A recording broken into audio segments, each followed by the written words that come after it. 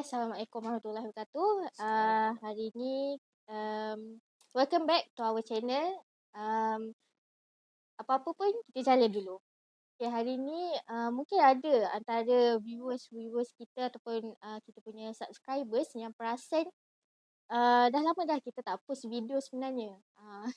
Ada kisah di sebaliknya kenapa dah tak post Betul. video lama ni. Salah satu sebab yang utama dia banjir lah. Salah satu studio ni adalah mangsa banjir. Bukan sekadar studio, host pertama, host kedua ni pun dua adalah mangsa banjir lah. Dua-dua mangsa banjir, studio pun Alhamdulillah lah tak tenggelam. Cumanya memang sebahagiannya kena banjir lah. So hari ni untuk makluman jugalah, kita baru beberapa hari lepas daripada surut air. So hari ni kita teruskan dengan shoot bersama dengan guest kita hari ni, Puan Siti Amirah binti Azam, ataupun kita nak panggil apa? Lebih selesa panggil. Lebih selesa bagaimana pun boleh. Panggil Kak Mira lah biasanya. Panggil Kak Mira. Okay. Kalau viewers, subscriber kita perasan juga, episod yang sebelum ni kita bersama dengan Dr. Amirul. Kalau perasan Dr. Amirul ada sebut wife saya. So hari ni kita bawa wife-nya. Inilah wife-nya yang dia kata-kata kan. Selamat berkenalan. Inilah wife-nya. Bukan biasa-biasa, tapi orangnya luar biasa. Okay. Kita mula dengan sebenarnya akak mungkin boleh kenalkan diri dulu. Mungkin ada subscriber kita tak kenal lagi. Bismillahirrahmanirrahim. Nama sebenar Kak Siti Amirah binti Azam. Saya datang dari Kedah. So kalau kita punya session hari ni terkeluar bahasa-bahasa, bukan terkeluar, memang purposely I love to speak in Kedah. Buat kata orang kampung saya lah kan. So asal daripada Kedah. Alhamdulillah dah mempunyai 2 orang anak. Dah berkahwin dan insyaAllah coming soon number 3 tahun depan. Doakan semuanya selamat, insyaAllah bulan 4 ataupun awal bulan 5 lah. Doakanlah semuanya selamat. Background apa lagi? Nak tahu apa lagi? Mungkin Kedah tu dekat mana? Okay, Kedah di Jitra. Kalau tengok kat peta negeri Kedah tu, yang dekat hujung-hujung dah nak sampai ke Perlis tu. Dia di antara Perlis dan Bukit Kayu Hitam. Bukit Kayu Hitam Thailand, sepadan Thailand. Jitra ni, kampung akak ni dengan Thailand tu tak, dengan Thailand dan sepadan Bukit Kayu Hitam tu tak jauh sangat lah. Tak sampai 1 jam pun. Lebih kurang dalam setengah jam 45 minit macam tu saja. Kalau naik kenderaan ke Bukit Kayu Hitam tu memang kena lalu. Ya, memang kena lalu kampung tu dulu. Dilahirkan di kampung yang sama, Kampung Salid, mungkin Gelung. Dilahirkan di situ, membesar pun di situ. Di kawasan kampung yang sama, bersekolah rendah pun di situ. Dan kemudian berhijrah ke Sungai Petani untuk melanjutkan pelajaran di peringkat sekolah menengah. Dan kemudian akak terus ke matrikulasi IIUM lah. Di PJ, masa tu kami di PJ lagi. Di PJ sebelum di PJ. Pindah ke Kuantan. Gambang. Gambang adalah bangunan ataupun kampus baru lah. Kalau dulu sebelum ni asasi UIA semuanya di PJ. So selepas di PJ kami akan dipecah, masa untuk batch akak lah. Kami dipecahkan kepada 2 kampus lah. Satu kampus Kuantan dan satu lagi kampus di Gombak. So kebanyakan medical health science di Kuantan lah, termasuk dengan biomedik dan matematik CTS. Dr. Amirul dulu di sini jugalah. So kami sama-sama kat sini. Tapi kami tak bercinta ketika dah nampak dah tu muka-muka tu. Kami tak bercinta ketika belajar ya. Disclaimer siap-siap. Berjumpa di sini Kuantan. Memang berjumpa maksudnya berjumpa dengan berkenalan. Berkenalan sebagai teman sekerja. Berkenalan sebagai tim seperjuangan memang di Kuantan lah. Di Kuantan kami sama-sama dalam IIUM Facilitator Team, menggerakkan student lah. Satu gerakan pelajar yang kita banyak turun ke sekolah-sekolah, buat program motivasi, kita bantu macam ni kan, banjir kan. Kalau dulu tu, kalau dulu kan. Kalau dulu, ni adalah frontliner lah yang banyak membantu masyarakat. Itu pun macam-macam. In fact, ke rumah orang asli, kita buat medical check up dan macam-macam lah. Sangat menarik lah zaman-zaman belajar Zaman-zaman dulu. belajar Zaman-zaman dulu belajar kan. dulu. Indah je. Okey lah. Student yang tak ambil peluang ni, yang duduk tengok buku je. So student-student kena take note, bukan setakat tengok buku, kita kena join juga kelab-kelab supaya kita ada input daripada luar juga. Okay. So bila akak daripada Kedah ke Sungai Petani dan seterusnya ke matrik di PJ, untuk lepas matrik terus ke degree lah. Ya, degree di Kuantan lah. Degree di So Kuantan. akak belajar dalam bidang dietetics, pemakanan. Di Kuliah of Allied Health Sciences, kampus Kuantan lah, UIA Kuantan. Masa tu kita orang start 2010. Ui, lama dah. Dah berpuluh tahun yang lalu kan. Graduate dah lama dah kan. Kalau tengok tu batch yang kalau masih ingat lagi, batch kami adalah batch yang ke-7 lah untuk Kuliah of Allied Health Sciences. Batch ke-7 untuk Department Dietetics. So kalau tengok kami punya metric number tu, kalau kawan-kawan yang ada 101. 3002 tu metric number akak lah. So 101 tu indicate kita punya tahun pendaftaran lah. So 10 tahun 2010, 1 is the first batch. Sebab dia ada second intake, first intake tu 101 first intake untuk batch tu lah. So kini sekarang lepas dah habis degree terus akak kerja lah ke macam mana? Oh, okay. Perjalanan pendidikan lepas habis degree, alhamdulillah akak direzekikan lah dengan peluang ditawarkan bekerja sebelum tamat belajar. Maksudnya sebelum exam, sebelum dapat scroll, kita dah kerja. Jalan-jalan. Astagfirullahaladzim, riak pula. Itu sangat menarik. Sebab itulah pada akak zaman belajar adalah zaman yang perlu di fully utilize. Perlu digunakan sebaik mungkin, bukan untuk membaca buku yang berkaitan saja, maksudnya berkaitan dengan akademik kita punya bidang saja, tapi luaskan pembacaan, luaskan pergaulan, luaskan network. Sebab benda-benda tu membantu kita sebenarnya dalam menghadapi the real life. Kalau tadi kita cerita pasal real life kan. So alhamdulillah akak ditawarkan bekerja pada tahun sebenarnya ditawarkan pada tahun ketiga. Tapi kami perlu ada satu SEM untuk selesaikan clinical study, maksudnya clinical rotation. So itu yang akak tangguhkan kepada tahun keempat. Barulah masuk kerja. Semasa tahun keempat tu, 1 tahun tu akak tak payah masuk kelas lah. Memang dah bagi tahu tu dekat universiti, tak masuk kelas. Tamat je SEM yang clinical tu, orang lain balik masuk untuk belajar dan submit paper macam-macam lah, buat masuk kelas macam biasa, tapi akak tak perlulah. So akak terus bekerja dan buat assignment dari luar. So kami ada yang terakhir, SEM terakhir tu adalah SEM hantar masa tu Allahumma salli ala Muhammad, research paper. Biasanya final year dia akan fokus research paper. So research paper akak ditulis di luar kampus. Balik ke kampus untuk jawab exam yang bertulis dan hantar submit research research paper hardbound kami ada hardbound. Bila kita buat research paper, kita buat research, so kita kena tulis kita punya thesis. So thesis tu nanti akan dibukukan dalam bentuk hardbound. So hantar akak kembali ke sini hanya untuk hantar hardbound. Yang lain semua online je. Alhamdulillah dapat support daripada supervisor yang bagus. Ingat lagi supervisor tu sekarang dah prof lah, Dr. Muzaffar Ali Khan Khattab daripada Pakistan. Oh ya Allah, subhanallah, dia sangat supportive. Dia seperti seorang ayah yang macam, Amira, are you okay? Okay, doktor.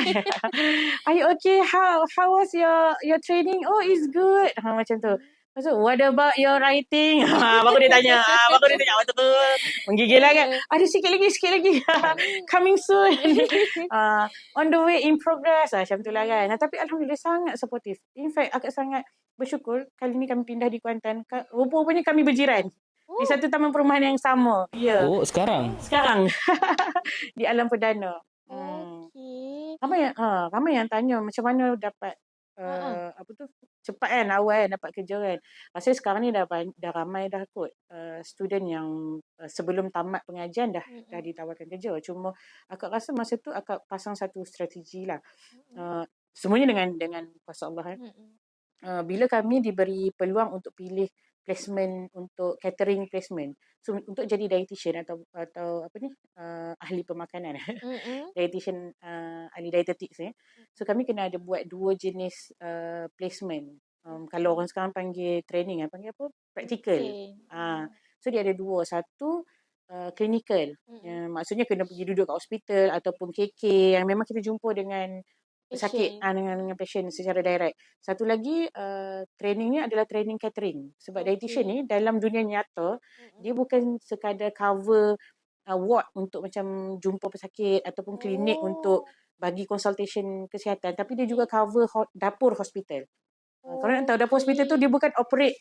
Okey, siapa nak jadi chef boleh masuk je sesuka hati tak? Okey. Oh, patutnya apa tugas dietitian tu?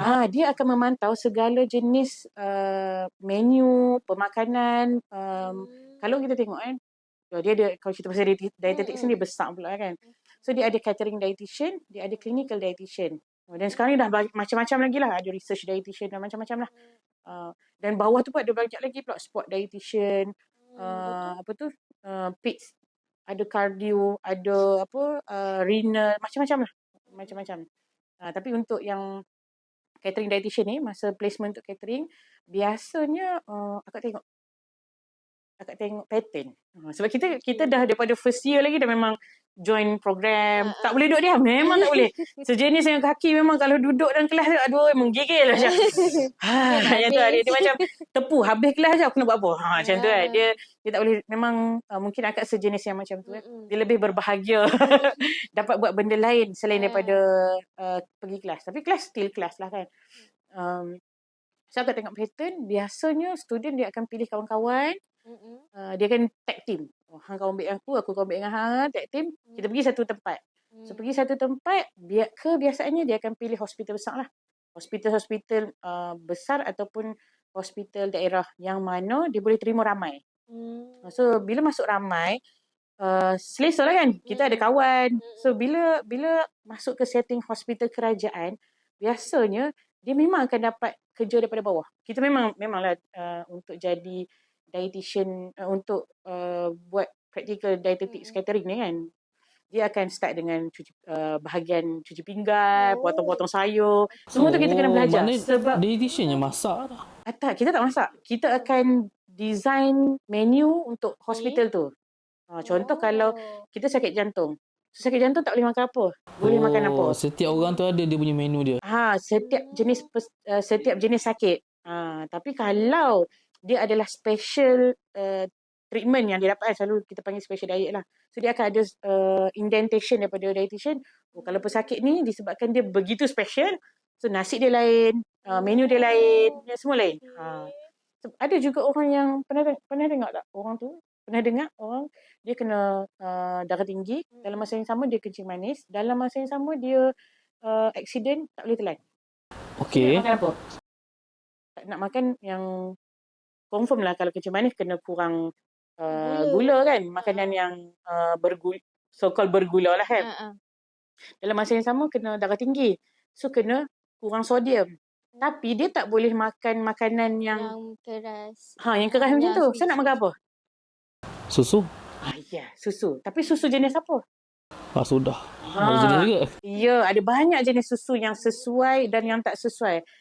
Untuk diberikan kepada pesakit. So itulah tugas dietitian. Dan kadang-kadang dietitian ni dia bergerak sebagai bergerak bersama-sama dengan farmasis untuk kira berapa banyak kalori yang diperlukan, berapa banyak protein yang diperlukan, berapa banyak karbohidrat yang diperlukan, makronutrien yang kita panggil, dan mikronutrien yang membantu untuk untuk sihatkan balik pesakit tu. Macam tu kalau dah accident kan, luka sana sini. Luka sana sini. So dia perlukan high protein diet untuk bantu dia healing. So high protein saja tak cukup kalau dia ada infection. So nak kena tambah dengan vitamin C. So kalau dah mulut pun tak boleh nak makan, nak tambah macam mana? So itulah datangnya fungsi dietitian kat situ. Kita ada solution. Session ni macam ni. Dia ada banyak cara. Ada banyak. Sebab itulah dalam dunia perubatan ni it's not all about doktor dan pesakit saja, doktor dan nurse saja tak. Dia ada banyak lagi support-support yang lain ni. Yang kadang-kadang tak didendangkan. Orang tak perasan. Farmasis, radiologis, optometris, mata. Radiologis, x-ray kan. Radiologis lagi lah. Dia macam, bagi akak dia adalah tim yang kita kata tim yang rela mengorbankan diri lah. Sebab dia sentiasa terdedah dengan radiation. Tapi dia ada shift dia ada cara dia untuk prevent. Tapi dia orang lah frontliner yang tu. Setiap kali kita masuk Pilih x-ray kan. tepi. Selalu kalau buat x-ray dekat ward kan. Semua sembunyi. Dia kan ada dia punya tu kan. Takkan berpengalaman lah secara peribadi. Warded lebih daripada 3 bulan lah. Kenapa? Ada panjang cerita dia. Sebab apa tu? Boleh share sikit. Share. Sebelum tu akak tengok pattern yang cerita yang tadi tu kan. Yang pattern tu dia bila akak tengok ramai duduk dekat-dekat, so tendensi untuk kita dapat peluang merasai banyak pengalaman tu kurang. Sebab kita kena bersaing dengan kawan-kawan kita. Lepas tu pula duduk pula kat hospital kerajaan. Kita dah tahu dah biasanya kalau hospital kerajaan dia akan ada ni certain limit je kita boleh touch. Betul. Yang lain tu sebab dia menjaga pesakit yang ramai dan pesakit-pesakit dia kebanyakan kritikal. So dia kena jaga sikit dia punya SOP dia lah. So bila akak fikir tengok ini sayang sebab kita darah muda kan. Kita nak So akak memilih dia. So pada ketika tu akak milih tak apa. Aku pergi seorang. So aku pergi seorang, akak pilih untuk buat praktikal di hospital swasta. Masa tu kami panggil hospital di Kedah lah. Kembali dekat dengan kampung kan. Dengan kampung. Orang lain tak nak duduk, tak apa. Biar aku seorang. Macam tu lah. Memang tak ajak orang dan tak tanya pun orang lain. Siapa pun nak join aku. Tak tanya. Sebab dah tahu dah semua orang kebanyakan dah ada tim masing-masing. Kita dah set kat sini. Ya, betul. So bila menapak ke dalam KMC tu Kedah Medical Center pada ketika tu. Sekarang ni pun masih lagi KMC rasanya. Dulu kami panggil PPU Pusat Pakat Utara awal. Tapi masa zaman kat tu dah KMC lah. So di KMC rezekinya akak dapat duduk di kitchen dia dan kebetulan pada ketika tu tak ada dietitian. Dietitian baru resign. So tengah tunggu dietitian yang baru masuk. So dietitian yang baru masuk tu masuk beberapa minggu selepas akak. Dan kebetulan pula dietitian tu kalau dia ada kat sini, kalau dia dengar kan, saya masih mengingati anda, Nur Sabrina. Dia kebetulannya baru balik, baru habis study dan dia bukan background dietetics. Dia nutritionist. Dia ada beza. So dia bahagian nutrition and something. So dia bukan dah kata dia tak layak atau tak confident, tapi kita setting hospital je lain. So masa tu bos akak secara personal lah, dia kata saya cuba. Sebab sebelum ni kita ada banyak terima dietitian. So why not kali ni kita try yang bukan background dietetics. So bila dia masuk, dia tak belajar apa yang kami belajar. So kebanyakan masa akak yang akan bantu dia. So bila jadi macam tu, bos nampak lah. Bila bos nampak, I am the dietitian. Pula jadi macam tu kan. Padahal aku student practicalnya. Terus dapat tag dietitian. Memang dalam waktu tu juga, waktu intern dapat tag dietitian. Dua-dua tu dapat tag dietitian. So akak macam, aku dapat tag dietitian. Saya tu macam, excited kan. So dalam semua meeting-meeting besar, memang dia ajak lah. Macam, ya Allah, tak sangka. Tapi Alhamdulillah sebenarnya Allah buka jalan tu bila kita berusaha ke arahnya. Pada awal itulah kebanyakannya akak rasa lah selain pada memang Allah dah aturkan dan Allah bantu, perjalanan sebelum tu berpartisipasi dalam kelab pelajar, semuanya tu sangat membantu, sangat-sangat membantu. Sebab kita kalau dalam Faci Team dan PKPM, memang kredit lah, akak kredit kan.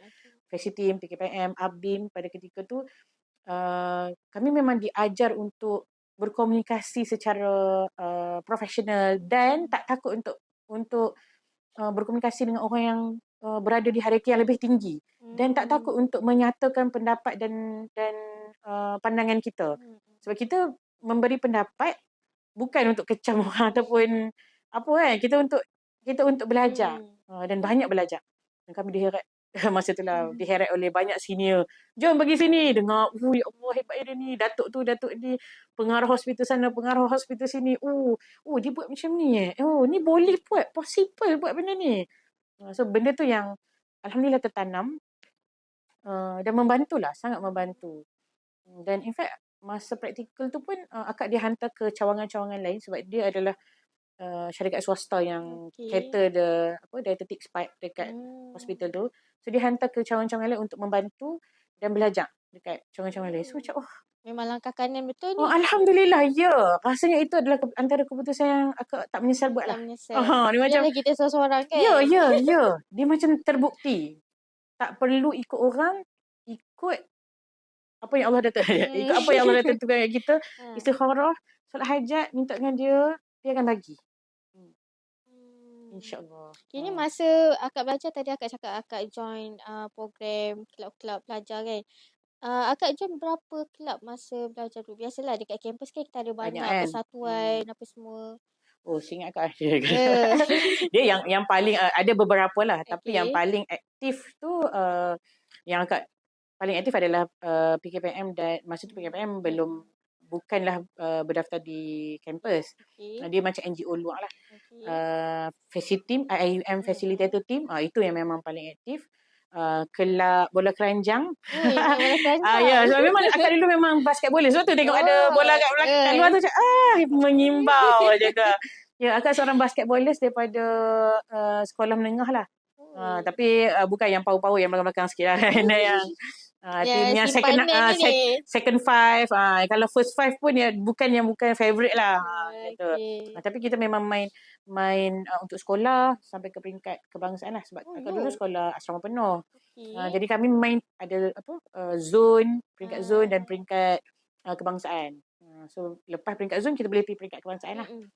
Lepas tu pernah juga join kelab debat. Kelab debat. Ada kelab debat dekat UIA? Ada. Dulu ada. Sekarang tu lah tak pasti. Sebab kelab debat, akak join kelab debat tu sebenarnya daripada CFS. Kan panggil matrikulasi tu CFS. Daripada matrik. Dekat PJ. Tapi bila ke sini macam dah makin lama kita ramai lah kot. Tak pasti. Tapi akak memang tak meneruskan lah dengan debat tu. Sebab rasa mungkin hati tu lebih kepada dia lebih kepada facilitating macam tu lah kan. Mungkin kelab apa lagi ya? Kelab wajib kami lah, kelab pelajar. Kalau dulu kami ada HILS. HILS tu adalah minta maaf kepada ahli-ahli HILS, lupa nama penuh HILS. Dia ada macam akak student allied health science. So student society untuk allied health science tu kami panggil HILS society dia. Dan pernahlah ada di memegang biro lah yang kecil-kecil lah kat bawah tu. Tapi paling aktif Facility team lah. Ya, dan akak rasa facility team sangat macam promo facility team pula kan. Tapi alhamdulillah akak mengenali erti persahabatan, mengenali erti perjuangan tu kat situ. Kebanyakannya kat situlah. Memang sampai sekarang pun masih lagi berhubung je orang. Ya. In fact, itulah berkahwin pun. Dia macam tak boleh lari kan. Macam apa ni? Dr. Amirul pun daripada Facility Team. Ya. Sebab itulah kami berkenalan. Dia macam masa tu dia adalah dia macam ada pegang biro macam tu lah. So kami akak ni kat bawah-bawah je. Tapi dia hilang. Dia tahun pertama dia aktif. Tahun kedua sampai tahun ketiga dia MIA. Tak tahu pergi mana. Kami pun dia ni mana. Alah melantang hang lah. Mengganggu hidup je kalau fikir. Macam tu lah kan.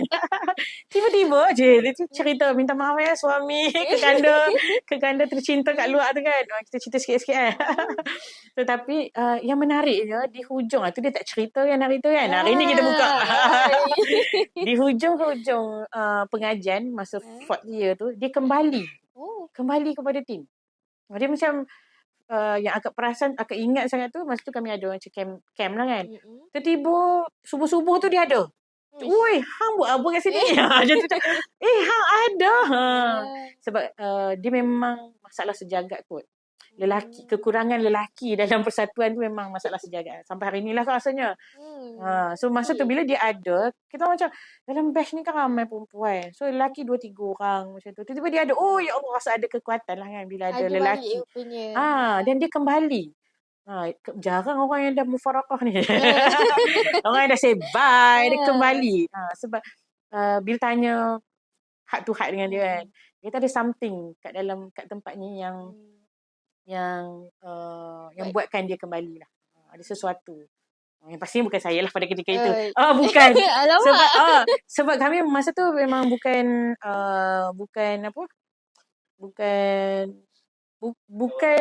kawan rapat, bukan kenalan yang special, bukan. It's just dia macam okay team, aku kenal hang kenal aku. Macam tu je. Setakat itu sahaja. Dan kami diperkenalkan semula pun selepas tamat pengajian. Masa tu 2000, aku rasa dalam 2017 lah. Bayang 2000 kami graduate dapat scroll 2014. Okey. So 2017 dalam 3-4 tahun kemudian baru diperkenalkan semula. Diperkenalkan di? Diperkenalkan tu. Diperkenalkan semula di alam maya. Oleh senior fancy team juga. Okey. Pusing-pusing fancy team. Dia tu dia macam orang kuat. Dia tak lari kan. Tapi tak, sebenarnya bukan fancy team tu sangat. Dia is actually ukuah yang kami belajar kat situ. Yang banyak membantu akak faham yang Mira, dunia ni bukan sebab hang je. It's not dia tak berputar di keliling hang. Dunia ini berkaitan dengan umat ni. Apa saja tindakan, in fact macam mana memilih. Lepas kami diperkenalkan semula tu, diperkenalkan pun kami diperkenalkan, ini untuk Kak Yong, Abang Safwan, terima kasih banyak-banyak. Kami bukan diperkenalkan yang macam jom dek, ni aku dah set tarikh masa, pergi dating apa keluar kan. Tak, kami tak diperkenalkan begitu. Kami diperkenalkan, Mira, ada kosong lagi tak? Okey, kosong. Nak kahwin tak? Of course lah kan. Siapa yang tak nak kahwin kan? Sebenarnya dia ada cerita yang lebih panjang daripada itu. Tapi nantilah kita cerita kan. Nanti tak habis podcast ni 5 jam kan. Dia, okey, kita set untuk ta'aruf semula. Dia panggil re-ta'aruf lah, konon-konon macam tu lah kan. So kami datang, akak daripada Kedah, Dr. Abang Amirul daripada Johor. Masa tu dia masih lagi buat PhD rasanya. Tengah study lagi lah. Dah habis master dia tengah PhD. So dia daripada Johor. Kami jumpa di Kuantan. Di rumah senior. Itulah Abang Safwan dengan Kak Yong tu lah. Yang kami lantik sebagai orang tengah. So macam sebabnya kami tak tahu siapa orang yang paling baik melainkan senior yang kami kenal. Dan rasanya tempat lain tu tak sesuai melainkan di rumah mereka. Sebab kami memang tak contact kan. Jadi masa kat situ lah ta'aruf bermula semula. Dengan Abang Amirul dia berpeluh-peluh lah juga kan. Tanya, nak pilih suami je. Dia macam, yelah, akak mendapat inspirasi daripada sini-sini lah juga kan. Yang sentiasa menekankan keberkahan hubungan tu. Maksudnya sebelum berkahwin tu kita dah kena jaga. Sangat-sangat kena jaga. Supaya selepas tu kita akan lebih mudah. Kita akan lebih, padahal akak merasailah dia punya mawaddah warahmah tu. Merasainya lah. Dan yalah, kahwin tu kan dia banyak pancarobanya, tapi dia punya titik asasnya tidak perlu kita ada sebarang expectation lah pada pasangan kita. Bila kita dah letak expectation, kita expect dia ni A, tiba-tiba dia jadi A minus ke. So itu yang dia punca tu nak gaduh. Dulu hang nampak macam baik je macam tu kan. Lepas kahwin lain je. Ni macam tu. Walhal kita pun tak sesempurna mana. Cuma perkahwinan tu lah untuk membaikkan kita kan. Bila kita tak cukup satu, suami pasangan kita akan tampung dia dan melengkapkan dia, dan dia tak cukup kita melengkapkan dia. Dan aib masing-masing kita jaga. Macam tu kan. Betul. Solehah tak bang? Macam tu. Dr. Amira tolong komen dekat bawah. Macam akak tadi akak cakap ada tadi beberapa persatuan yang akak join masa belajar kan. Kiranya pada pendapat akak, personal opinion, akak rasa berbaloi tak join banyak-banyak persatuan, kita busykan diri kita. Mungkin bagi secara generalnya apa yang saya nampak, akak rasa benda tu berbaloi untuk akak. Tapi kalau mengikut keadaan semasa yang sekarang, akak rasa berbaloi lagi tak kalau kita join banyak-banyak persatuan, kita aktif sana sini apa semua, ataupun sekadar kita join satu persatuan yang aktif sahaja. Macam tu. Secara peribadinya, akak tak merasakan join banyak daripada dulu lagi, bukan sekarang atau bila-bila masa kan. Dia master of all is master of none. Bila kita buat semua benda kita nak buat, kita aktif kat semua benda, kita tak akan dapat the gist. Kita akan celup saja. Macam akak dulu, memang akak ada banyak persatuan yang akak join, tapi yang aktif cuma beberapa je. Yang boleh akak katakan paling aktif adalah IM facilitator team lah.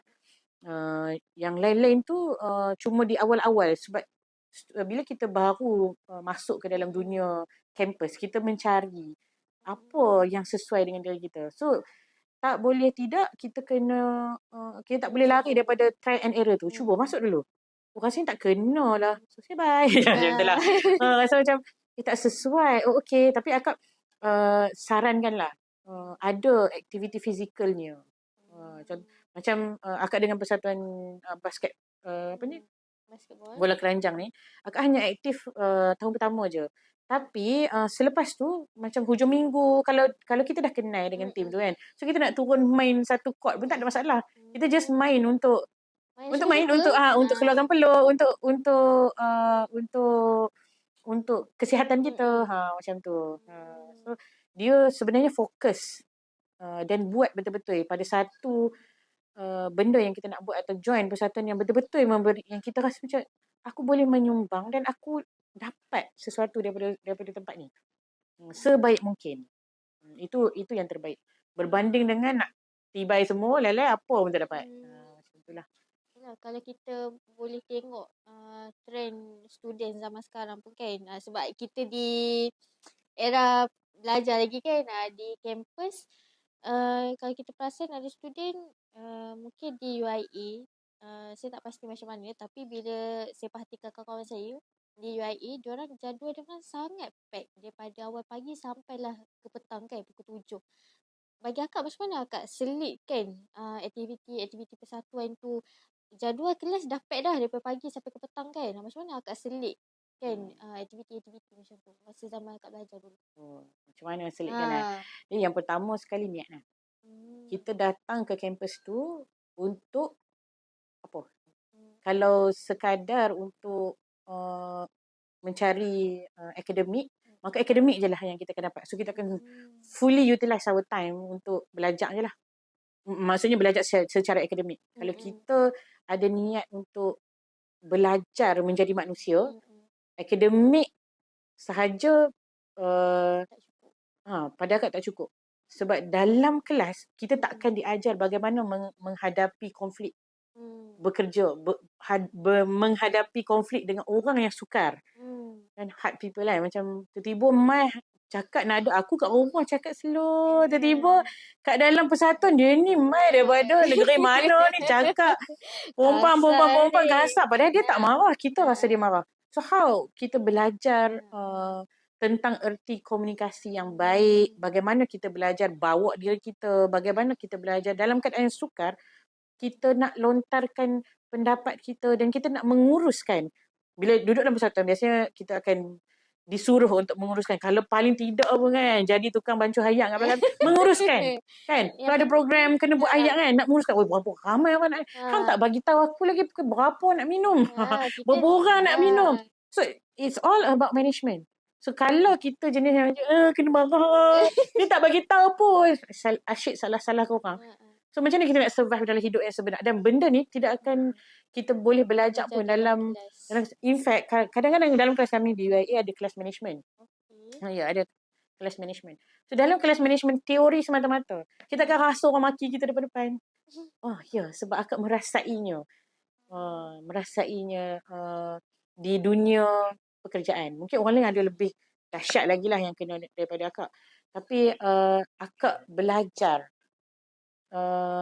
hadap dan manage keadaan tu bila ni awal-awal lagi dah kena. Kan kawan-kawan kita ni Tomai. Termaaf kepada kawan-kawan saya. Anda semua mengajar saya erti kehidupan. Tapi kadang-kadang bahasanya kita tak faham. Lenggok gaya bercakap dan memandangnya kita pun tak faham. Kita selalu tersalah tafsir. Itulah yang akhirnya sebenarnya tak pun. Contoh macam kawan baik akak ni kan. Kak Inas. Dia lah yang bertanggungjawab menjadi orang tengah kami. So dia daripada Penang. Biasalah orang Penang kan. Dia dulu agak selalu ada masalah memahami dia. Tapi once kami dah faham, akak dah faham dia, kami menjadi Alhamdulillah. Akak rasa sahabat yang sampai hari ni lah. Dia macam bukan tak perlu pun hari-hari bergaduh, hari-hari kontak, hari-hari baik tak. Dia macam selang 6 bulan sekali pun ada. Kadang-kadang kami baru kontak kan. Tapi dia kontak out of nowhere. Macam, teringat telefon. Ataupun teks. Semoga sentiasa dalam redha Tuhan. Macam tu lah kan. Tapi kita tahu dia sentiasa ada. Pernah akak ada masalah ketika bekerja. Masa tu di Bangi dah bekerja dalam industri. So masa tu sangat stres. Dah berkeluarga. Tak tahu nak buat macam mana.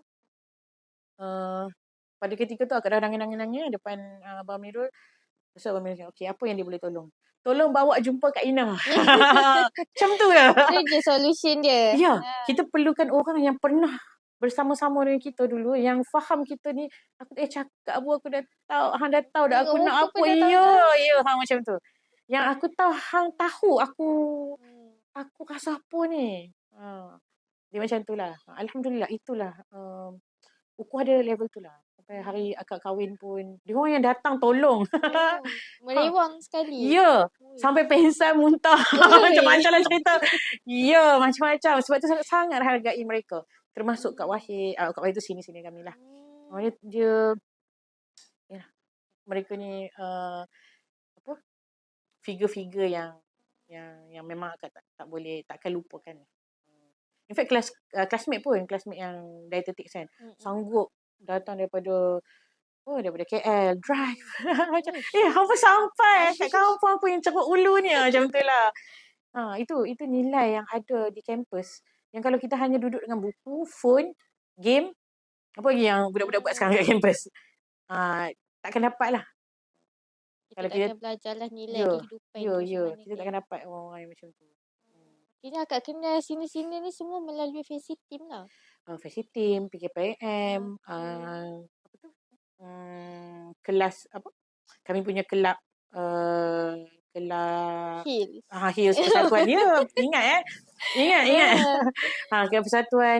In fact dalam Persatuan pun ada juga sini-sini yang baik lah. Sebab dia pun ni macam senior third year, fourth year, yang kita kan junior kan. Nanti nak exam saja masa tu lah kan. Nak exam tu nak baca buku apa? Tak, dia pun bukan yang apa nak baca buku apa exam tu. Masuk je. Ni nota dia. Ni buku yang perlu. Ni nota yang ada. So, korang nak belajar, mari sini. Dia banyak supply nota-nota. Nota-nota yang pada akak otentik lah. Boleh diguna pakai. Ada je nota yang macam tak sama je kan. Dengan apa yang lecturer ajak. Tapi kebanyakannya membantulah. Bagi buku yang kan dia nak graduate. Daripada buku, dia pun tak jual kepada kami. Dia pun bagi. Di sini yang baik macam tu. Akak dapat lah 2-3 buah. Yalah, kita kan orang kampung. Duit nak daripada Kedah tu, Jitera tu, nak main sini naik bas pun dah berapa. Dah dekat RM100. Masa tu tiket, ya. Masa tu tiket agak mahal lah kan. Lepas tu 20 perjalanan pula berapa? 12 jam minimum daripada Alor Start ke sini. So dah lah perjalanan 12 jam, kenalah ada bekal-bekal lainnya lagi kan. Macam tu. Balik pula tak boleh lah, selalu dah 12 jam. So kena pandai survive. Dan bila dapat sini yang baik macam tu, Alhamdulillah. Kita rasa bersyukur lah. Itu yang Itu yang akak katakan mereka ni ajak akak dunia ni bukan tentang diri hang je. It's all about dunia ni, is all about ummah tu. Umat tu. Bukan kita je lah. Orang lain pun ada dalam ni. Dia binatang kan. Kita ni khalifah kan. Jaga environment. Jaga diri kita. Jaga orang lain. Dia pokok kayu semua termasuk dengan benda yang perlu kita fikirkan lah sebenarnya. Bukan setakat diri kita je lah. It's not about us je. Apa dia soalan? Okay, balik tadi macam akak tergantung tadi cerita pasal dapat kerja sebelum habis belajar. Tapi tadi dekat intern. Lepas bila dekat intern tu kan Excel tadi. So bila dah nampak siap dah dapat tag dietitian semua tu kan. Akak ingat macam lepas habis intern ni bye macam tu lah kan. Tapi memang mula-mula bye. Lepas tu 2 hari terakhir akak tak ingat lah. Ingat lagi akak punya bos tu Cik Jan. Cik Norizan nama dia. Cik Jan kalau ingat saya lagi. Banyak dia bagi kredit ni. banyak kredit. Dia macam bagi hint lah macam tu. Bagi hint macam awak lepas ni buat apa? Dia orang Terengganu tu silap akak. Awak lepas ni buat apa? Balik kampus lah kan. Kita sambung macam biasa semua. Lepas tu balik masa tu untuk sambung ke next sem. Dia ada macam cuti pendek lah.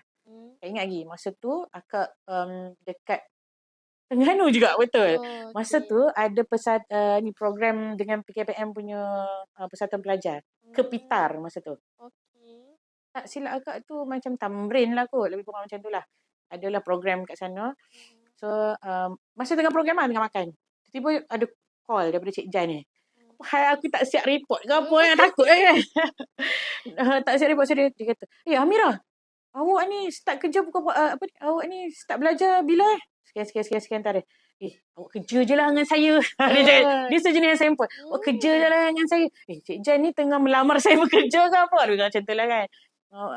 Lepas tu dia kata, kita memang perlukan dietitian untuk satu outlet yang baru kita nak buka. Bukan baru buka, macam satu outlet lain yang saya pun kena pindah, dia kata. So Cik Jan ni daripada Kedah, dia kena pindah ke Penang. So dekat Penang, basically dia kena cari staff dia yang lain lah. Staff baru untuk dia, staff yang support dia lah kan. Sebab dia akan jadi outlet manager. So dietitian, kalau tak ada manager, kalau ada outlet manager, so dia adalah second manager lah. Ataupun orang di bawah outlet manager tu. Atau kalau dia ada assistant outlet manager, so dietitian dia punya sparring lah. Macam tu. Atau di bawah dia lah. So masa tu Cik Jan dia pindah ke Penang. Dia tak ada orang. Dia adalah 2-3 orang yang dah orang yang staff lama, tapi dia perlukan orang baru lagi.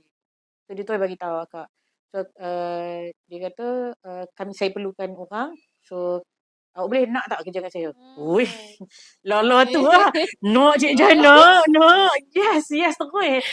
Tapi lepas tu kan, tapi saya ada sekian-sekian ni lagi. Lepas tu Cik Jan kata, jangan tak apa. Saya bagi surat, nanti kita akan uruskan dengan universiti. So tak perlu masuk kelas lah. So dia terus melamar pada akak rasa akak cuma ada masa tak sampai sebulan kot. Tapi sangat cepat lah, benda tu berlaku sangat cepat. So di awal 2014 aku tak ingat dah 2014 atau 2013 pertengahan tahun macam tu lah. Pertengahan tahun 2013 akak join sampai 2014 atau pertengahan tahun 2014 sampai 2015. Tak ingat dah. Lebih kurang tu lah. Tapi pertengahan masa untuk jawab ya dengan report duty semua tu sangat dekat. Memang dekat lah. Macam terkejut lah. Benda yang terkejut. Kita dah ada kat Terengganu. Barang-barang kat Kuantan. Aku dah kena balik Penang. Macam tu. Rumah kat Kedah. Ada macam mana. Masa tu lah nak kena cari rumah lah apa semua. Tapi Alhamdulillah Cik Jan tu sangat baik lah. Dengan Kak Akmal. Ya Allah subhanallah. Kak Akmal ni dia sebenarnya di akhir-akhir baru Kak tahu dia adalah assistant outlet manager. Tapi dia come purchaser macam tu. So dia berlakon macam dia ni orang store macam tu je. So dia adalah housemate akak. Dia dengan Cik Jan ni, maksudnya dengan bos akak ni, dia pun dah ada rumah. Maksudnya dia pun menyewa di satu rumah, unit rumah lah. So mereka menerima akak sebagai Housemate yang baru. Macam tu lah. Macam jaranglah orang duduk dengan bos kan. Aku cakap, tibai je lah. Janji aku boleh hidup. Macam tu. Dia jadi rumah dulu. Ya, kerja kat rumah dulu. Alhamdulillah balik bagi tahu dekat UIA, dekat universiti. Actually semua happy. Sebab akak bukan top scorer tau. Akak bukan top scorer. Betul. Bukan top scorer. Tapi Alhamdulillah Allah bagi peluang yang macam tu kan awal. Kalau tengok ramai lagi lah student yang XL yang sekarang ni dah habis PhD pun ada. Tapi Allah bagi peluang macam tu. Dan jalan cerita mereka macam tu. Jalan cerita akak macam ni kan. Kat situ rasa setahun lebih kot. Ataupun tak sampai dalam setahun macam tu lebih kurang. Dan setahun yang sangat mencabar akak rasa macam 5 tahun. Biasanya dulu-dulu lah, zaman-zaman dulu orang kata kalau kerja dekat swasta ni dengan kerja government, 3 tahun kerja kat government sama dengan setahun kerja kat swasta. Sebab swasta ni memang dia drill and grill. Tambah pula akak adalah dietitian yang bekerja dengan syarikat swasta yang di-outsource oleh kerajaan. Maksudnya akak bekerja di hospital kerajaan tapi alhamdulillah minta maaf. Dapur tu diuruskan oleh satu syarikat swasta yang lain. So akak adalah dietitian kepada syarikat swasta tu lah. Disebabkan hospital tu tak nak mention lah sebab dia ada cerita dia. Disebabkan hospital tu dia ramai. So dietitian yang diperlukan tu 2 orang. Jadi akak alhamdulillah sempat bekerja dengan schoolmate akak sendiri. Dan sekarang dia masih lagi seorang dietitian di Alpro Pharmacy lah. Dia pun dia kalau kenal dietitian Niza, dia adalah sparring partner kat masa di hospital berkenaan lah. Dan kami sama-sama menangis air mata. Sebab apa yang akan nak cerita adalah dekat situ kalau UIA, Fasitim, PKPM, dunia-dunia sekolah kat luar ni, adik-adik sekolah, cikgu-cikgu sekolah mengajar kita erti kehidupan dan how to prepare kehidupan kita, the real arena is there. 1 tahun lebih kurang kat situ. Yang mana ilmu kita diuji, mental kita diuji, fizikal kita diuji. Tak cerita about fizikal Boleh. Kita baru graduate. Of course tak ada duit nak beli kereta ke, motor ke, mana mampu. Kan? So, apa yang pilihan yang ada adalah sama ada naik bas atau jalan kaki. So, masa tu akak duduk dekat rumah sewa. Rumah sewa dengan hospital tu lebih kurang kalau berlari 20 minit. Ya, berlari 20 minit. Berlari betul berlari lah. Berlari 20 minit. Jalan mungkin dalam lebih sikit 40 minit macam tu lah. Setengah jam 40 minit. Dan setiap hari akak pergi kerja berlari. Aku berpeluh dulu. Sebelum masuk kat dalam kitchen tu. Ya, sebelum masuk kitchen yang panas tu, aku berpeluh dulu. Sebab setiap hari daripada rumah. So dia kami ada 2 shift. Satu shift pagi masuk pukul punch in masuk pukul 6. 6 pagi. 6 pagi. Ya, so bayangkan saya kena berlari pukul berapa? 5.30. Paling lambat 5.30. Sebab masuk tu 10 minit lagi. Mengah-mengah lagi kan. Nak berjalan, ambil angin. Sekejap tiba-tiba ni ada special diet. Tiba-tiba report. Komplain. Semua benda lah kita. Tiba-tiba tak cukup staff. Macam tu lah kan. So kita kena manage banyak benda lah kat situ. Berlari. Main berlari. Dan hospital kan besar kan. So kita mana ada privilege naik skuter macam sekarang ni, ada hospital yang besar kayu basikal, hantar order, hantar menu, tak ada, jalan je. Dan hospital tu kitchen dia asing berbanding kitchen dengan dia punya blok. Ya betul, ward dia asing. Dan nak berjalan daripada satu area ke satu area yang lain tu memang memerlukan stamina yang kuat lah. Tambah pula kalau tiba-tiba staff tak ada. Bayangkan. Gosip lah. Akak dulu, kami dipertanggungjawabkan untuk jaga staff. Tahu tak kalau kat kalau dekat hospital kita panggil dulu attendant lah yang tolak troli bagi makan. Okay. So ni itu adalah PSD ataupun patient service department punya orang lah. Okay. So kalau kat sana kami panggil apa tak ingat nak panggil PhD rasanya. Tapi staff-staff tu satu shift lebih kurang dalam 20 ke 30 orang macam tu lah. So range umur dia besar. Daripada hang baru lepas habis SPM dan ada je yang tak habis SPM, PMR 16 tahun yang dah tak nak sekolah. So boleh apply je? Dia boleh apply. Tapi kita tengoklah keadaan tertentu lah kan. Untuk kita terima. Tapi kebanyakan baru habis SPM. Mai daripada Kelantan, mai daripada kata-kata ceruk lah. Banyak daripada Kelantan lah. Budak muda. Dan yang paling tua yang dah nak pencen. Yang kita pion bagi makcik. So, bila budak-budak muda, masa tu lah. Harapnya budak-budak muda sekarang ni lebih baik lah. Dia kalau tak nak kerja, dia belah macam tu je. Contohnya dia nak cuti kan. Dia macam, semalam aku pergi berjimba. Tidur lambat. Nak kena bangun awal. Nak masuk punch card kan. Awal kan 6 pagi. So, tak boleh bangun. Dia tak datang. Macam tu je. Dan tak datang kebiasaannya. Tak inform langsung. Tak inform. Kadang-kadang tak inform. So, bila tak inform, ada yang inform tu bagus lah. Yang tak inform ni kadang-kadang dia tak datang berkumpulan. Seorang tak mai, 2 orang tak mai. Sebab apa? Alasan saya naik motor dengan dia. Dia tak bangun, saya tak mai lah. Macam tu. So, bila short, pagi adalah waktu paling jam. Sebab orang nak breakfast. Dan waktu breakfast tu pendek. Masak dan nak breakfast kan. Lepas tu nanti dekat ward, doktor nak buat walk round. Kita memang selalu kalau siapa yang pernah masuk ward, pukul 7 tu memang dah wajib ada makanan lah. Kan? So, kita nak kejap waktu ni.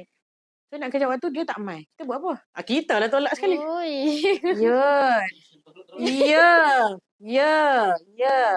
Itu perkara biasa. Sebab tu kami kalau tengok kan, boleh beza kalau orang yang pakai cantik-cantik, clinical dietitian. Pakai yang macam comel-comel sikit. Mungkin dia ni duduk kat ward ataupun klinik je. Clinical lah kita panggil yang jumpa. Kalau pakai seluar, yang pakai boot, confirm catering dietitian kebanyakan masa. Banyakkan masalah. Kita boleh nampak kalau zaman dulu lah. Sekarang tak pasti dia punya setting dia sebab dah lama meninggalkan setting tu kan. Tapi kita memang masa zaman-zaman tu memang kami kadang-kadang ada je baju spare. So tiba-tiba kena panggil meeting kan. Macam aku nak turun macam ni kan. Biasa paling selamat buat ikut lah. Selamatkan kami. Dah ni kadang-kadang berkicap. Bila kita test. Kerja dia bukan sekadar buat menu. Tapi kami setiap kali menu tu, setiap kali masakan yang dah dimasak, maksudnya menu untuk hari tu siap, kami kena test. Kalau kata tu low salt diet, kita kena test. Betul tak tu low salt? Low salt tu macam kurang garam lah. Ataupun tak ada garam. Biasanya memang tak bergaram pun. Lepas tu kalau dia menu low apa lagi? Low salt, low fat. Minyak dia memang kami ada spatula khas. Maksudnya sudu lah. Dalam poket tu sentiasa ada sudu. Sudu, tisu atau garfu yang kita nak check. Untuk rasa lah. Ya, rasa. Lepas tu ada apa ni? Penimbang untuk kita timbang. Betul tak berat dia? Portion dia semua tu. Lepas tu size dia punya apa?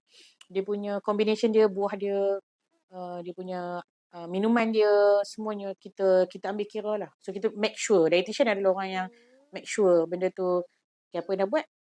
Dan sparring kepada dietitian selain pada yang dia punya top boss tu adalah catering officer. Dan masa tu Alhamdulillah Kak dapat catering officer yang batch lebih kurang kan.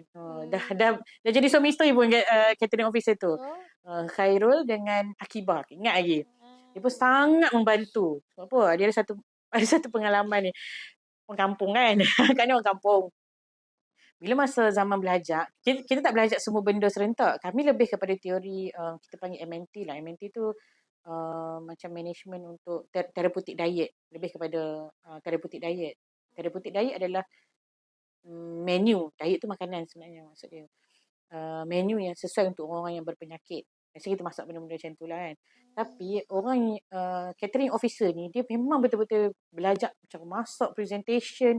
Kalau dia belajar buat apa tu? Western tu memang jadi western tu ya. Kalau akak ni belum tentu jadi western. Kerana ada eastern juga kan. Tapi kita belajar. Cuma practicality tu dia pun lagi pandai lah. So ada satu kejadian tu. Itulah rezeki Allah bagi ya. Masa tu TYT. Orang paling besar di Pulau Pinang. Dia warded. So TYT adalah tuan yang nanti cari. So TYT kalau negeri-negeri biasa dia ada sultan, tapi di Pulau Pinang dia tak ada sultan, dia ada TYT. Tuan yang di Petua bukan? Tuannya Lebih kurang lah. nanti kita Google, tak ingat dah. Dah lama kan. So masa tu TYT ni dia warded dan dia nak makan smoked salmon. Wish. Sebab dia special. Dia bukan VIP kan. Dia VIP.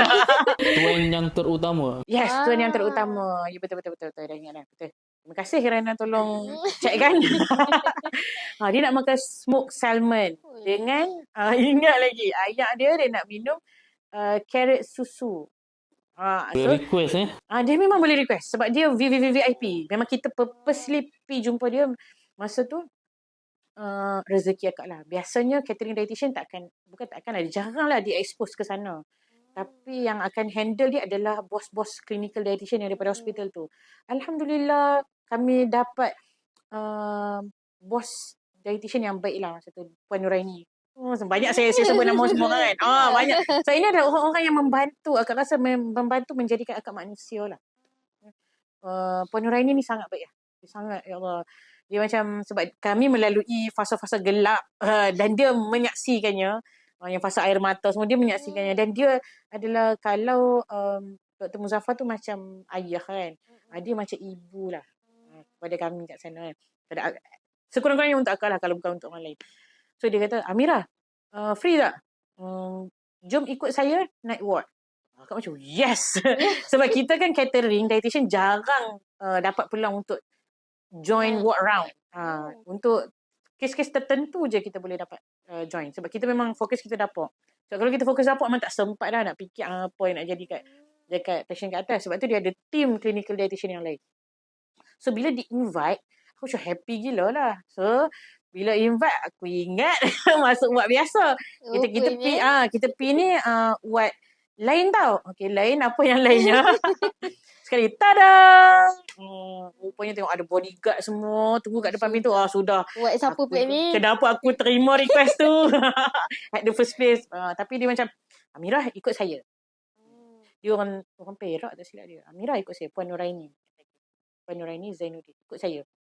Lepas tu, bila ikut, dia kata, hari ni kita akan serve TYT. First time kan? First time masuk macam, aku nak buat apa ni?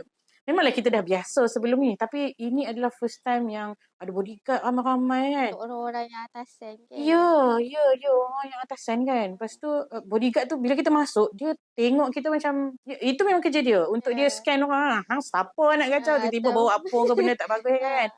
So dia macam scan, menyebabkan kakak rasa macam, tapi Alhamdulillah TYT tu bagus. Dia macam, dietitian lah. Saya ni sebab dia sakit jantung. So saya nak minum espresso. Boleh tak? Of course lah tak boleh. Kan. Tapi sebelum bila dia dah macam welcoming kita dengan warm macam tu kan, akak datang dekat sikit dekat dia. So dia nak hulurkan tangan untuk salam. So akak jadi macam, aku nak buat apa ni? Macam tu je kan. Lepas tu bodyguard semua tengok. Masa tu kan kita macam cetek sikit. Kan ada khilaf, ada pendapat yang boleh salam kan. Untuk menjaga certain masalah kan. Tapi masa tu, Alhamdulillah, TYT tu sangat bagus. Walaupun akak, macam tu je kan. Wife dia kat sebelah akak, salam dengan wife dia kan. Tapi bila tengok bodyguard yang macam tu kan, akak dah rasa, ya Allah, matilah aku. Habis aku kena dengan bos aku kat bawah ni. Keluar je daripada ward dia tu. Terus akak dah termangu kat tepi koridor tu kan. Aku nak tulis apa yang tadi dia memang minta smoke salmon tu. Dia nak smoke salmon, dia nak ni sekian. Lepas tu, tapi aku macam mana nak buat ni? Aku lebih takut kepada respon keadaan tu kan. Tiba-tiba Puan Nuraini tu main kat belakang. Kenapa Amirah? Puan, sekian cerita. Lepas tu dia kata, awak takut kena tampar dengan bos awak kat bawah ke? Awak takut kena tampar dengan Allah kat akhirat? Sentap terus. Walaupun benda tu adalah khilaf kan. Tapi cara dia bawa akak kembali kepada Amirah. Apa yang nak buat, niat tu. Dan benda tu as long as dia comply with the syariah, jangan takut lah. Selagi Allah kata, guideline Allah tu hang tak lari, jangan takut lah. Do it. Macam tu lah. Aku okay puan. Dia macam tu. Oh, kena takut, kena tampar dengan bos kat bawah ataupun kena tampar dengan Allah kat akhirat. Mana yang awak takut? Tadi dah takut kat dalam dah. Ni macam, yang dalam tu tak ada apa. Macam tu lah kan. Lepas tu, dengan kata-kata semangat tu lah akak balik. Lepas tu, bos tak ada pula. Alamak, siapa lah nak buat keputusan ni? Akulah orangnya. Sebabnya kita dah jadi second boss lah kat situ kan. So, bila aku kena buat keputusan, chef pula, sebab dia hujung-hujung lah. Biasanya chef, dia akan stay sampai pukul 7 macam tu lah. Sebab dia ada shift dia. Dah habis-habis lah macam tu. So, tak ada orang nak masak. Siapa nak masak? Kalau tadi tolak teri, memang aku kena tolak. Masak korang Dia kena rasa. masak dia juga. Akulah kan. Tapi memandangkan aku yang hanya pandai buat gulai macam tu lah. Dia macam kalau makanan kampung, akak rela lah untuk cubalah kan. Sebab kita nak serve VVIP kan. Lepas tu, Alhamdulillah Allah takdirkan hari tu shift dengan depa diorang ni. Dengan Khairul dengan Akibah ni. Mira, tak payah risau. Aku buat. Oh ya Allah, dia rasa macam dia ingat baru hujan yang aku tak minta pertolongan ni tapi ianya datang walhal aku memang minta. Macam tu. Dia macam tu lah. Dengan kawan-kawan yang macam walhal mereka ni dua-dua catering dietitian. So salah seorang tu catering officer. So salah seorang tu dah kena balik dah. Seorang je yang cover shift dengan akak. So yang dah nak balik tu dia patah balik. Sebab kami kena mineral water pun tukar lah. Kena beli Evian yang lebih mahal daripada Evian. Adalah brand-brand dia. So coklat yang diminta pun kena yang lebih mahal daripada tu. So pecah lah. Dalam masa beberapa jam, tak sampai 1 jam, settle semua. Agak macam, Alhamdulillah ada tim yang baik. Walaupun sepanjang perjalanan setahun kat situ berendam air mata. Alhamdulillah. Tapi kenapa tiba-tiba nak berhenti? Soalannya pendek panas. Tapi panjang cerita dia. Panas. Dia macam mana, ada beberapa faktor lah kan. Faktornya, itulah dia sebenarnya pada akak sistem kesihatan pada ketika itu lah. Sistem pengurusan kesihatan, especially pengurusan diet, dietetics. Dia perlu ada sedikit anjakan lah. Tapi bila kita orang muda kan, dia ada banyak kisahnya. Pressure tu datang daripada banyak arah lah. Banyak arah. So antaranya bila kita muda, kita cuba buat pembaharuan, tapi tak diterima oleh orang yang dah lama dalam tu. So bila tak diterima, benda tu menjadikan situasi dia jadi sukar. Senang cerita macam ni lah. Ada satu boleh kakak cerita? Boleh cerita ke? Boleh. Dia macam macam mana nak cerita? Okey. Dia bila kita sanggup tolak troli sama-sama, bila kita buat kerja-kerja kotak ni kan. So orang yang tengok ataupun orang daripada luar dia akan mudah untuk ambil kesempatan pun. Bayangkan ni muka yang ganas macam ni. Pernah dimaki dietitian bodoh, you are stupid. Oleh bukan orang atas. Oleh ni orang bawah yang tolak troli tu. Tapi bukan staff akak, dia staff kerajaan. Dia bila dia kerajaan, dia dah tak perlu kalau perlu sensor dah. Dia dah tak perlu buat kerja-kerja tolak troli tu. Dia hanya buat checking troli ni suhu berapa, ada lipas ke apa semua, benda-benda macam tu lah. So makanan ni betul ke tak dengan apa yang di-order semua. So bila sampai satu keadaan yang menu tu, akak tak pasti menu tu salah atau ada berlaku konflik kat situ lah kan. So dia buka pintu troli tu, dia pijak dekat bawah troli tu. Dietitian stupid. Padahal dia bukan, kalau kita ikut kita punya ego, hang stupid ke aku stupid, hang ngaji tak habis ke aku ngaji tak habis, macam tu lah kan. Kalau macam tu lah. Tapi dia macam sebab apa? Sebab dia punya environment tu sentiasa nak mencari salah. Kenapa? Sistem yang akak cerita pasal sistem tu kan. Dia macam ni. Bila kerajaan dia bagi kontrak pada satu company luar ni, so dia ada penalti yang perlu dikenakan kalau buat salah. Contoh, kalau makanan tu hari tu order Milo. Dalam menu tulis Milo. Tapi bagi dash lady. Cara salah. Walaupun ianya adalah air coklat yang sama. Macam itulah kan.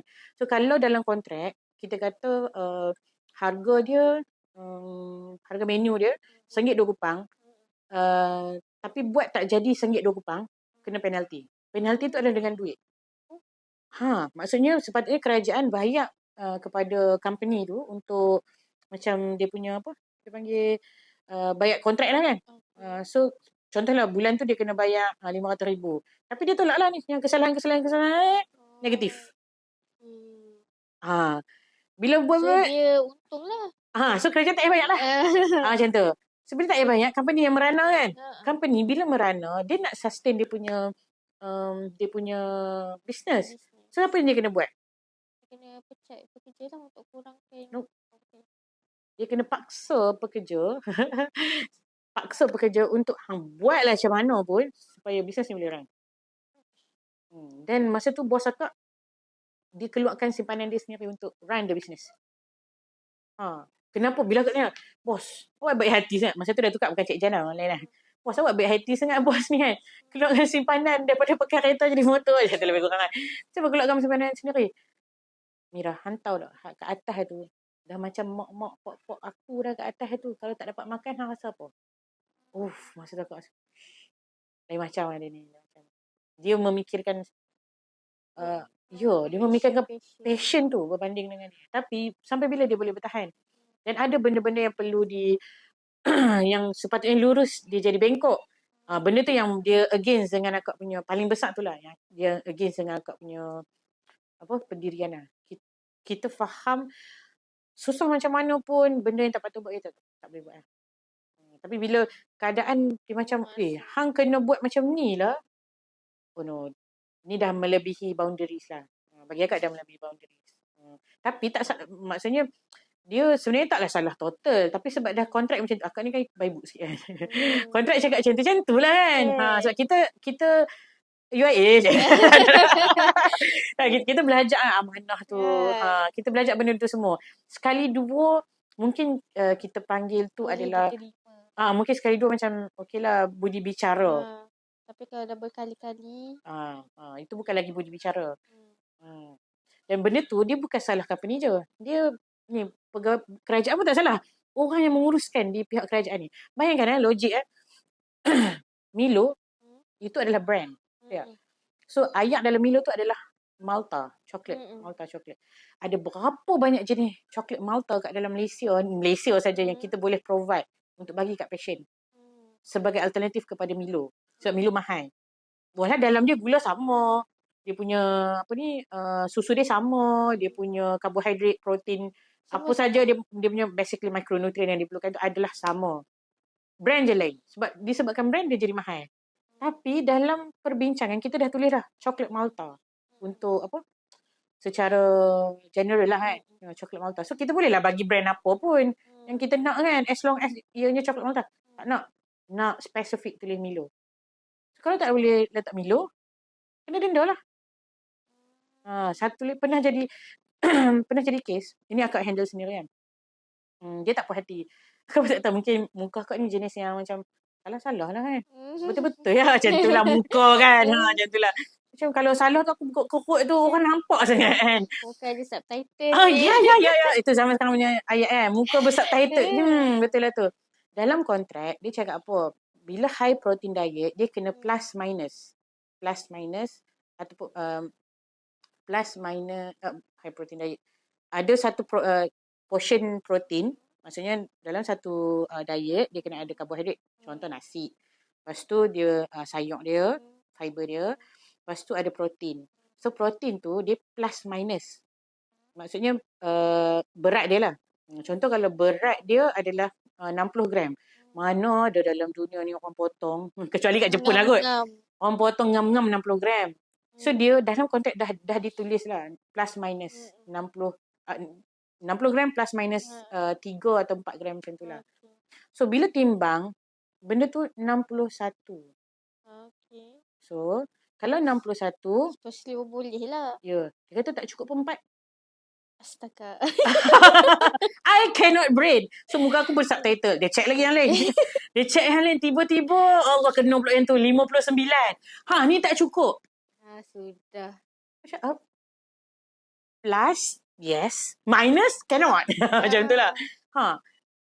Ni belajar universiti dietitian. Dia macam akak nampak tu environment tu lah. It's actually environment. Kalau sekarang ni cakap toxic lah kan. Tapi environment tu dia menekan kita. Tapi alhamdulillah sebab ada pengalaman yang lampau kena maki dengan kawan. Macam kita ada pengalaman lampau. So kita boleh lagi menahan lah. Bertahan. So akak macam kan dalam kontrak plus minus. Plus minus.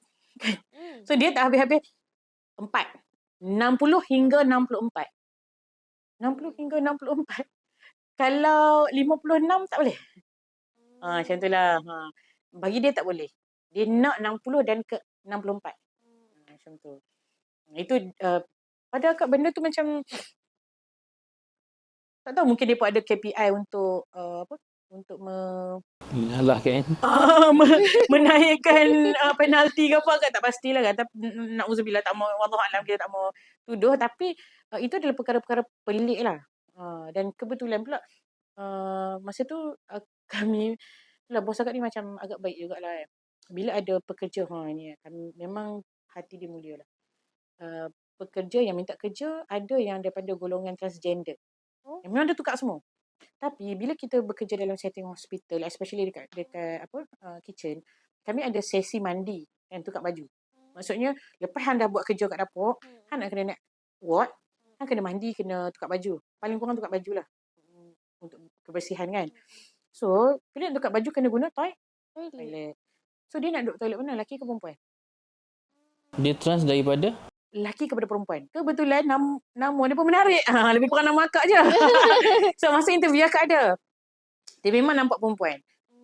So bila tengok tu, ini Bin, lain ni. Lepas tu dia minta untuk, bila kami nyatakan benda ni kan, dia kata, tak apalah, saya boleh je duduk dekat dekat toilet perempuan. Dan saya boleh je pakai tudung. Lepas tu akak macam, kita belajar je UIA.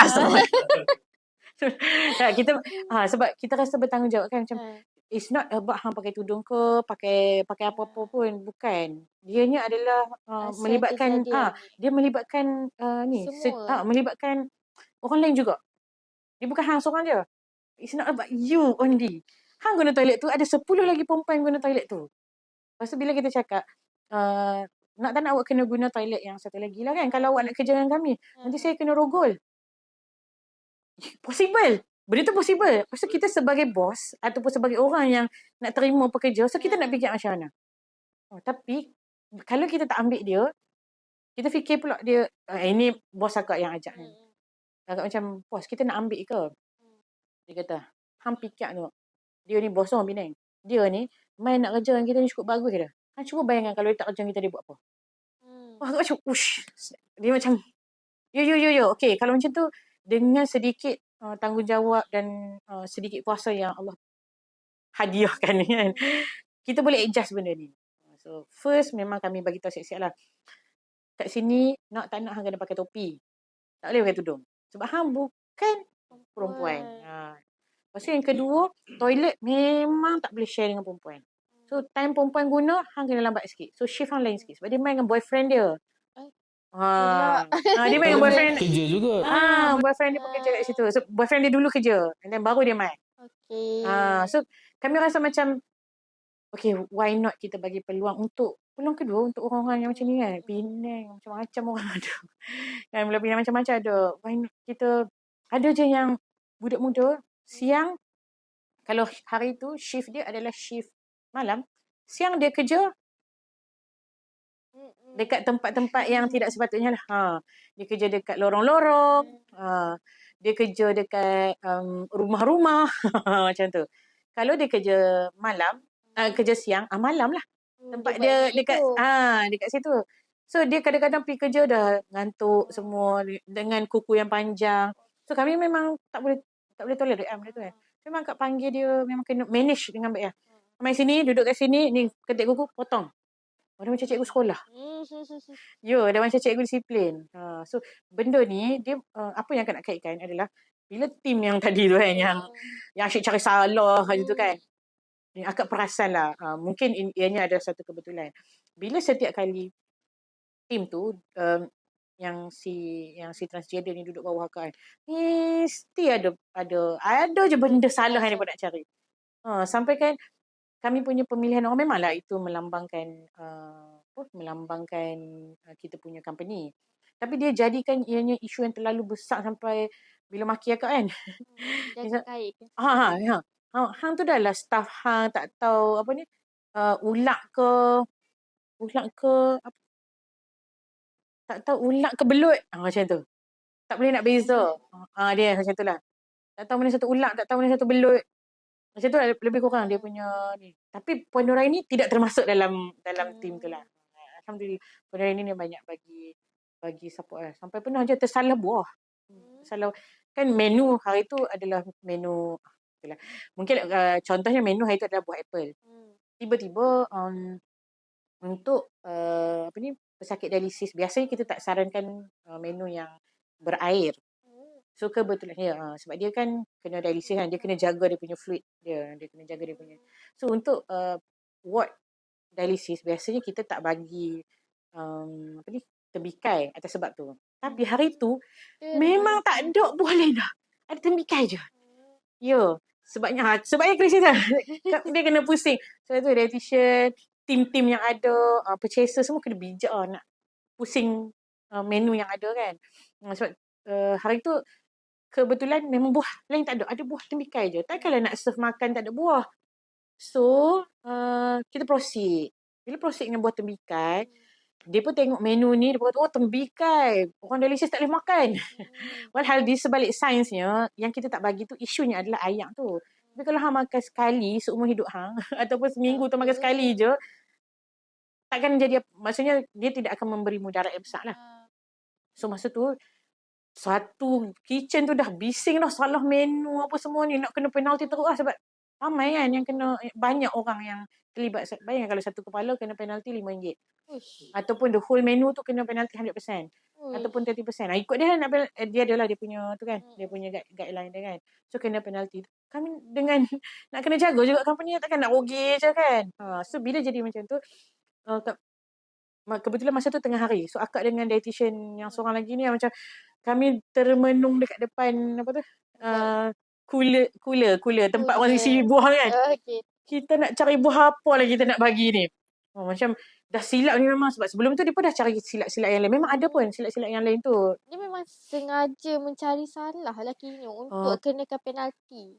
Tak juga sengaja. Tapi dia macam inspektor. Memang cara dia cari salah kan. Dia macam tu. So kadang-kadang kita rasa benda tu macam tak perlu. Kita ada budi bicara dia. Tapi dia jadi macam tak tahulah apa yang berlaku kan. Macam tu. Tapi dia jadi macam tu. Kami dah tak ada dah Liza, kenapa kita tak tengok betul-betul, kenapa kita tak pergi beli kat luar, macam tu lah lebih kurang kan, kami dua orang ni kan. Tiba-tiba sekali lagi Puan Nuraini, pang, dia tepuk belakang. The angel datang. Penyelamat dia kata. Dia masuk ke tepuk-tepuk. Dia kata, hey dietitian, dua orang, sini. Apa yang you all belajar pasal dialisis dan buah tembikai? Sampai hari ni agak ingat pasal buah tembikai tu lah. Kata, lepas tu kami cerita, dialisis tak boleh makan apa. Sekian. Habis dalam buah tembikai ada apa? Fluid. Banyak ke fluid dia? Berapa ribu? Yang boleh menyebabkan pasien boleh collapse ke apa ke? So tak. Dia isu dia ni. So? Okay, boleh. Tengoklah macam tu. Dia, kadang-kadang dia pun ni saja nak tengok. Sebab kita kan muda. Saja nak tengok kita punya knowledge. Kadang tak salah pun. Dia pun tak penalti pun. Dia pun nak try. Tapi in a hard way lah. Pernah je akak kena, banyak pula aku cerita pasal pengalaman lampau ni kan. Pernah. Sebab banyak komplain. Komplain dia pasal makanan dekat hospital kan. Mana ada orang cakap makanan dekat hospital sedap kan? Tak ada kan? Tak ada orang cakap makanan dekat hospital sedap biasanya. So, bila komplain mai, kita panggil KKP lah. Kajian Kepuasan Pelanggan. Ini kalau perlu cut, kita cut. Sebab dia macam, nantilah. Dia kajian kepuasan pelanggan yang kami dapat semuanya bawah 40%. Maksudnya tak puas hati tu 60%. 40% je yang lulus. So markah lulus sebenar adalah 80, 60, 70, 80 tak ingat lah, tapi tinggi lah. So bila 40 ni, dia pun bombat lah. Dietitian, kan baru masuk kan, takkan tak buat apa-apa. Macam tu lah. Do something lah benda-benda ni semua. So, kita darah muda, let's do something. Lepas tu apa lagi? Akak check kan. Kita kumpul semua KKP yang dah, KKP tu, dia punya borang ni kan. Dalam beberapa bulan yang sebelum tu, kita check, compare lagi dengan yang sebelum-sebelum tu, yang tahun-tahun yang sebelum tu kan. Siapa jadi macam ni? Punca dia adalah bila borang tu, kita bagi juga borang yang nak check makanan rasa sedap, portion cukup ke tak, kita bagi pada pesakit kencing manis, darah tinggi, jantung, dialisis. Hampa rasa makanan apa sedap ke? Memang tak lah. Aku sendiri tak letak gula. Sendiri tak letak garam. Kita sendiri tak bagi makanan yang berminyak. Dan portion dia memang kecil untuk pesakit kencing manis kan. Memang kalau orang makan satu, dia kena makan half. Makan dua, dia makan satu. Macam tu lah kan. Dan troli, bayangkanlah troli hospital yang gedah-gedah macam tu kan. Manalah ada warmer ke apa. So makannya sampai sejuk. Sejuk. Logik benda tu. Kalau nak tukar the whole system, maksudnya the whole facilities yang ada lah kan. Ni ada tu ada lah yang pandai-pandai tu 2-3 kan. So akak dah dapat detect yang masalah facilities ya, kita tak boleh nak buat apa lah kan. Tapi yang masalah hampir bagi borang yang sama untuk orang yang sakit, yang demam. Demam tu kira mungkin sebab dia ada masalah deria dan mungkin dia bagi ni kan. So orang yang patah kaki, orang yang aksiden motor yang biasa, yang dapat menu normal diet. So normal diet tak makanan kat sana sebenarnya ada je makan chicken chop untuk first class. Ya, sedap. Ada yang hari dapat makan ikan bakar. Ada yang makanan dia pada akak not that bad lah. Tapi kenapa keputusannya begitu? So bila dah dapat detect sebab bagi dekat orang yang salah, so kita run another survey lah. So kita buat pilot study. So bila buat pilot study tahu tak result daripada 40 jadi berapa? 84%. Cara dia senang ya, akak buang je yang orang tak perlu ni. Hampa tak payah jawab. Tak jawab. Kita bagi dia kat orang yang betul-betul boleh validate. Yang normal diet je. Yang ni kita boleh percaya. So untuk dia, kita kenalah ada tools lain. Borang dia lain pula. Cara tanya soalan dia lain pula. Tak boleh nak tanya makanan sedap ke, portion cukup. Tak boleh lah nak tanya. Especially orang yang kena diabetik kan. Orang kena diabetik sebenarnya orang suka makan nasi. Tapi bila pergi hospital tak dapat makan nasi cukup, tak gemarah. Orang Malaysia kan. Especially orang Malaysia lah kan. Dapat pula, kalau yang first class tu dapat pula nasi yang brown rice ke apa. Yang tak biasa makan. Maksud dia jadi lain. So kita kena letak tools yang berbeza untuk ukur benda tu semua. So akak bila dah buat tu semua, dapat 80. So untuk ke arah benda tu, akak dah check lah. Check dengan hospital-hospital lain. So bila jadi macam tu, so akak dah dapat tahu. Ini punca dia. So kita cadangkan ini borang baru, ini semua dan masuk dalam meeting dengan pengarah. Kebetulan masa kita tengah terang-terangkan tu, orang yang sentiasa tak puas hati tu ada. So, dia cakap apa? Ni research yang paling teruk, yang paling stupid. Dia suka sangat lah. Yang paling stupid, yang paling teruk yang saya pernah tengok. So, macam kat mana?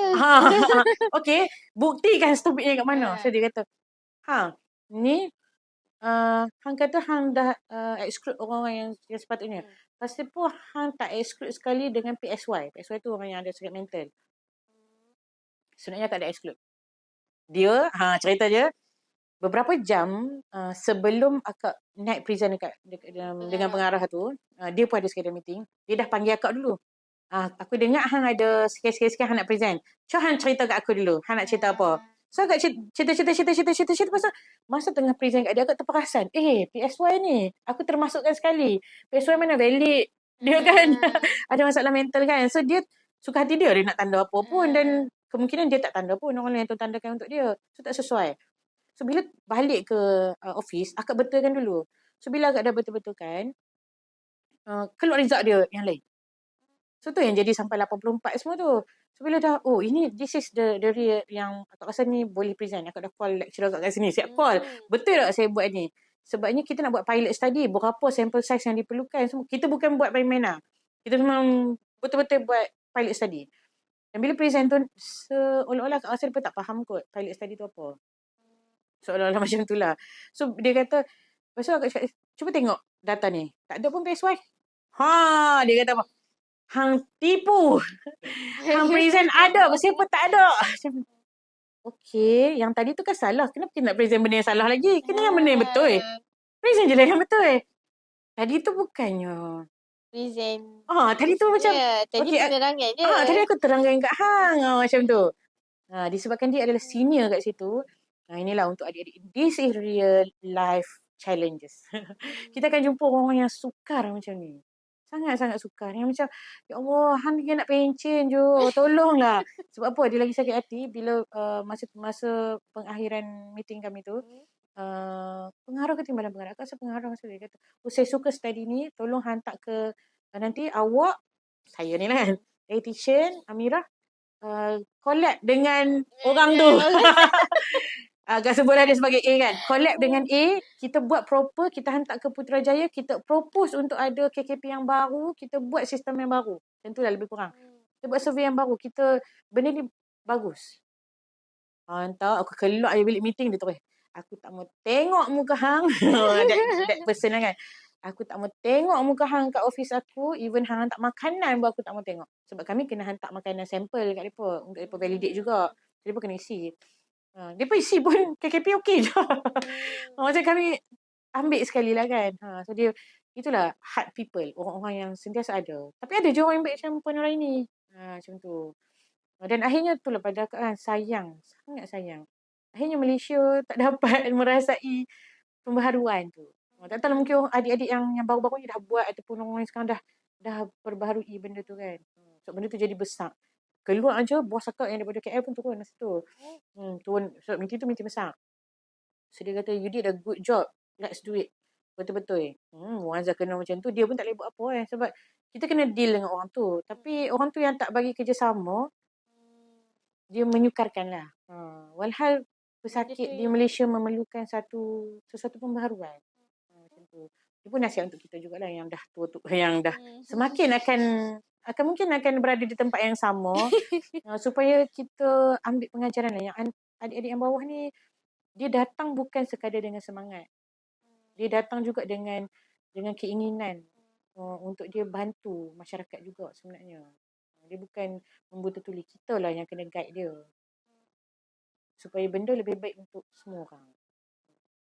Itu baru cerita sampai kat kerja tu kan. Tak cerita masuk buat 3 bulan ni.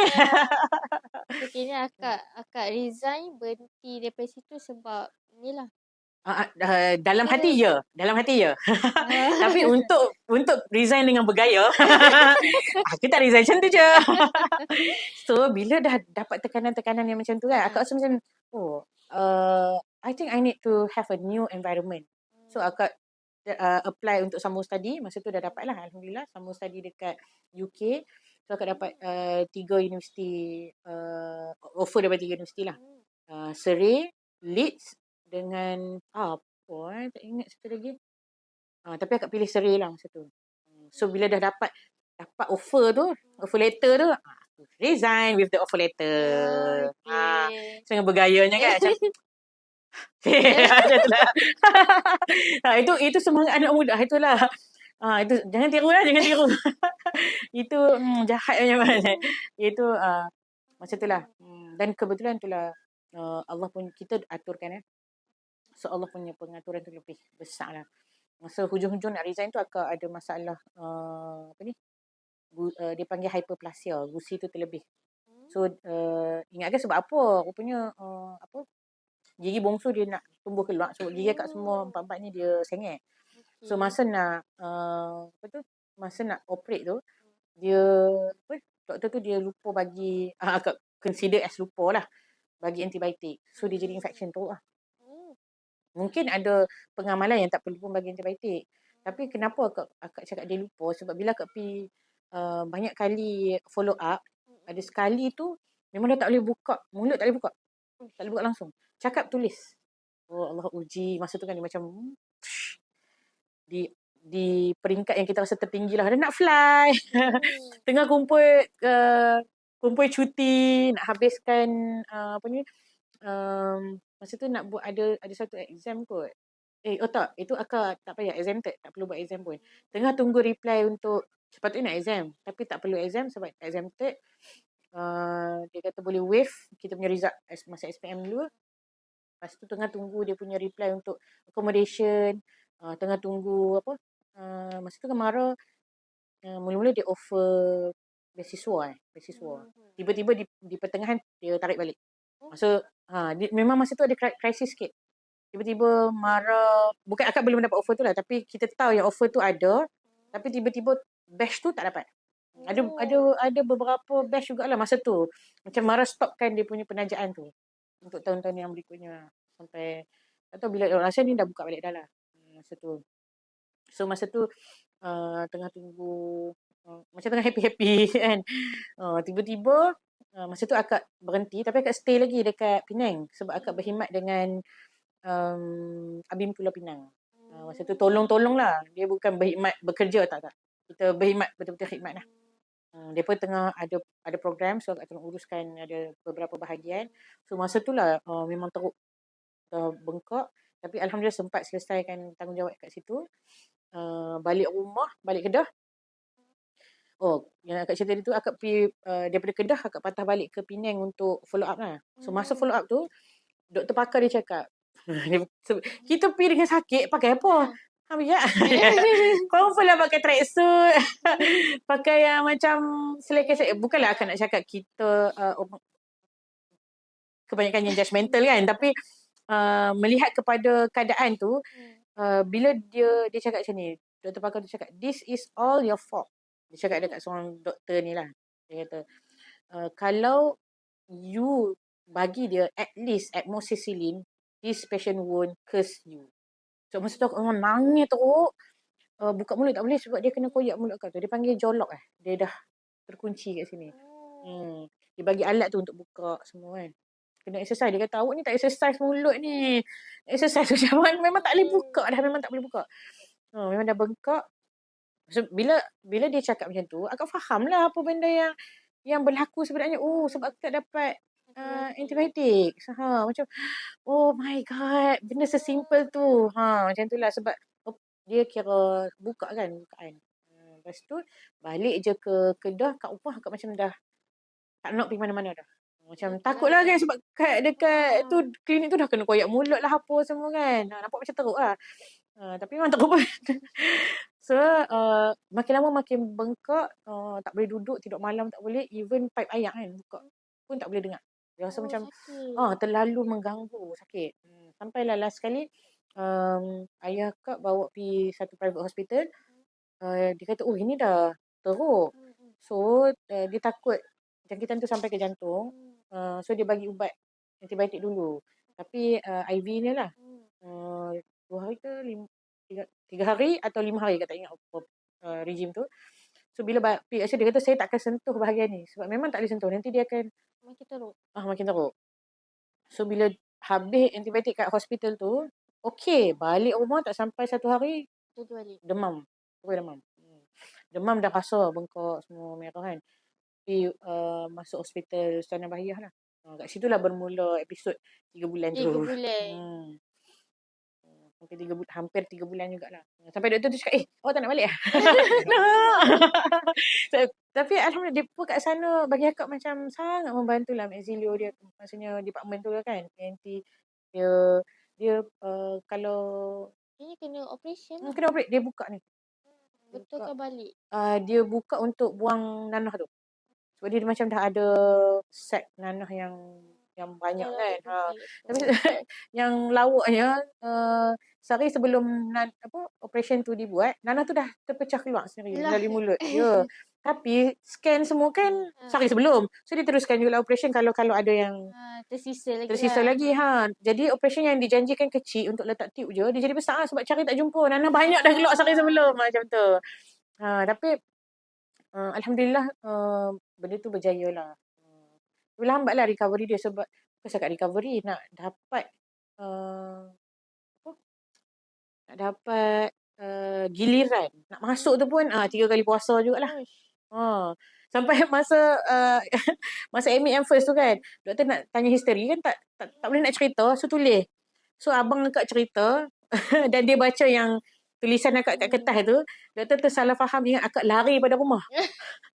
Malah akak kerja sebelum tu. So dia pun macam, abang akak, saya tak boleh nak cerita sangat sebab dia tak duduk kat rumah, dia duduk kat tempat lain. Macam, adik kenapa lari pada rumah? Masa bila dia baca balik, oh bukan. Comel lah benda-benda macam tu kan. Tak menarik lah. Cuma masa tu lah akak nampak, betapa besarnya pengorbanan seorang ibu dengan ayah. Ayah akak masa tu ada, masih ada lagi lah masa tu. Dia ada darah tinggi, macam mana, kolesterol ada kot. Tapi ubat darah tinggi dia lah. Daripada Jitra ke ke hospital Sungai Bahiyah tu, masa tu dia tak naik kereta kan, dia naik motor je. So dia tunggu akak dekat situ. Dan dia tidur kat situ. Tak balik. Tapi dia tak nak kawat ayah-ayah kan. Dia macam, dia tunggu dan dia tak balik, tak sempat pun ambil ubat. So dia bertahan dengan tidak ambil ubat, tak makan ubat, semata-mata tunggu akak kat hospital tu. Padahal dia tak boleh masuk pun. Dia berada dekat situ je. Akak macam, ya Allah. Dia sanggup kan tak makan ubat. Demi aku nak tunggu kat sini. So dia reflection lah untuk akak. Dan betul-betul masa nak masuk Dewan Bedah tu kan dia abuse penuh kan. Akak rasa itu adalah hari terakhir akak. Sebab dia, mungkin sebab kita dah lalui benda yang sangat penat.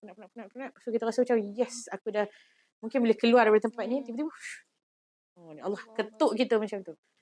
Dan masa tu lah akak, bila keluar masih lagi bernyawa tu, satu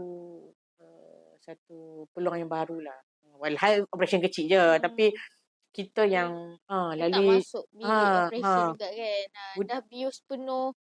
Kini akak tak sedar lah bila dah bius penuh tu. Sebab dia cakap ni, kemungkinan memanglah ada kemungkinan yang muscle sebelah akan ada problem, muscle nerve sebelah akan ada problem, semua tu. So benda tu yang menyebabkan kakak macam overthinking perempuan. Overthinking. Tapi akak sangat bersyukur sebab benda tu buat akak macam value life more. Dia macam kerjaya. Sebelum tu kan rasa kerjaya kan. Dia macam, kerjaya ni adalah sepatutnya menjadi tools kepada kita untuk hidup. Dia bukanlah kita hidup untuk kerjaya tu. Yang akak dapat lah. Ini akak tak fly ni lah. Lepas habis itulah cerita dia kan. Lepas habis operation tu, recovery process kan. So akak dah tak ada keinginan dah nak pergi mana-mana macam tu. Lepas tu plus sebulan lepas operation tu akak accident. Tak boleh jalan. Padahal keluar tu kan macam tak ada keinginan tapi boleh lagi kot. Macam tu lah. Kebetulan abang akak nak kahwin. So ayah akak pun dah pilih tarikh yang macam okay, sebelum fly kita boleh buat kenduri dulu, settle semua kan, abang akak nak kahwin semua. Tapi itulah benda lain pula yang jadi. Bila accident tu tak boleh nak jalan, apa juga tak jalan. Patah lah. Tak patah. Itu. Dia tak patah tapi dia retak. Muscle. Muscle. Tak boleh nak straight pun kaki. Bila pergi x-ray, doktor cakap tak ada apa tapi muscle je lah. Macam muscle koyak macam tu. Tapi tak boleh jalan. Walau dah cuba. Memang pakai wheelchair. Tu buat akak jadi lagi rasa down lah. Boleh tengok kawan-kawan kan masa tu zaman-zaman yang kalau dah umur 24, 25 tu macam tengah tengah meniti kerjaya masing-masing kan. So kita pula macam ke belakang. Macam tu. Tapi itu akak rasa fasa pause yang Allah panggil akak balik lah. Panggil, Amiras, tenang, susun. Rehat sekejap. Letak priority. Bukanlah kata kerja itu bukan priority. No. Untuk perjalanan hidup akak rasa ada benda lain lagi yang lebih besar yang perlu akak kejar. First kali bila jadi macam tu, berkhidmat untuk mak ayah lah. Memang akak keluar. Duduk boarding school lah, sekolah asrama penuh. Daripada umur 12 tahun sampai 24 tu, dah tak duduk pun dengan mak ayah. In fact, mak akak tak berapa sihat. So, ayah pun tak sihat sangat masa tu. So, dia macam wake up call. hang kena balik berkhidmat sekejap at least. Lepas tu lah baru start cari kerja balik. Setahun jugalah rasa macam malas. Malas nak jumpa orang macam tu. Tapi still lagi buat freelance consultation untuk dietetics. Tapi dekat tempat-tempat yang orang tak kenal kak. Malas nak jumpa orang tu adalah malas nak jumpa orang yang kita dah kenal. So, biasanya kan ada soalan, buat apa sekarang ni? Macam tu lah. Dah malas lah nak ajak soalan macam tu. Sebab itu adalah pengalaman yang besar. Akak disebabkan oleh doktor lupa bagi antibiotik kan. Saya pernah cabut gigi ni lah, gigi apa yang kat bawah ni kita panggil? Gigi geraham bawah ni. Cabut. Saya tak tahu lah, mungkin masa tengah hari juga kot. Cabut. Then dia akan bagi satu kapas tu kan. Kapas tu satu je dia bagi kat saya untuk bekal bawa balik. Tanpa ubat. Masa tu ada lagi ubat abuse. Lepas tu bila sampai rumah, pendarahan non-stop. Memang darah dia tu bukan darah yang sikit-sikit. Memang darah yang banyak sampai penuh mulut. Macam tu. Kejap-kejap kena ni pergi buang darah. Macam tu lah. Sampai saya demam. Demam yang orang kata lah cabut gigi je pun. Takkan sampai demam kan. Tapi demam dia tu memang berlarutan sampai 2 minggu. Dan darah beku. Macam tu. Hanya disebabkan doktor lupa bagi ubat juga. Saya tahulah memang sepatutnya doktor bagi ubat. Sebab kita tak ada dalam setting dia pun kan. Mungkin itu adalah benda yang mungkin common practice. Tapi untuk diri kita, dia macam special. Tak boleh kalau tak dapat. Okay. Tapi bila tanya orang lain, supposedly akan dapat ubat. So mungkin situasi kita lebih kurang lah kot. Doktor lupa bagi ubat. Okay, kita tak salahkan doktor. Disclaimer, tak salahkan doktor tu. Mungkin situasi pada ketika itu. Situasi pada ketika itu menyebabkan keadaan ni berlaku. Ya. Tapi kesannya besar. Kesannya sangat besar. Saya sebulan duduk kat rumah. Masa tu nasib baiklah. Saya habis form 4 nak masuk form 5. Masa tu memang kelas tambahan. Kita pula memang duduk asrama. Memang kelas tambahan. Saya pergi kelas tambahan dalam keadaan demam. Sebulan tu memang demam dengan darah beku. Ada pergi hospital semula? Tak pergi. Saya trauma dah. Sepatutnya saya ada appointment lagi after that. Tapi disebabkan kejadian tu, sampai sekarang saya trauma untuk pergi jumpa doktor gigi. Saya takut. Dia macam, penjagaan daily tu biasalah kan. Kita biasanya 6 bulan sekali jumpa doktor kan. Tapi yang itu memang saya skip. Sebab saya trauma dengan benda tu. Saya takut. Tiba-tiba mana tahu gigi kita bukan kita nampak kan. Tiba-tiba pergi check. Doktor kata, ni kena cabut. So benda tu saya takut berulang kembali. Mungkin lepas ni boleh mengatasi trauma dengan pergi juga. Itu mungkin lah kot. Sebab betul lah tu. Betul. Sebabnya akak rasa treatment yang akak dapat first tu teruk. Tapi bila pergi yang untuk operate tu, ya Allah subhanallah sangat bagus. Patient yang sebelum akak tu dia macam kami satu katil je. Dia ada masalah gigi dia terlalu banyak. Macam sepatutnya ada berapa tapi dia ada extra 6 kot. So dia kena cabut yang lebih-lebih tu. So dia kata dia lah cerita kan. Dia kata akak nak masuk ni nanti dia buka je baju kita kan bilik operation kan. Buka tu dia tarik-tarik dia macam kasak lah semua macam tu. Lepas tu saya dah cukup lah ni lah yang saya akan pergi. Lepas tu akak macam ya Allah bantulah aku dia kan. Sekali sampai tu okey je.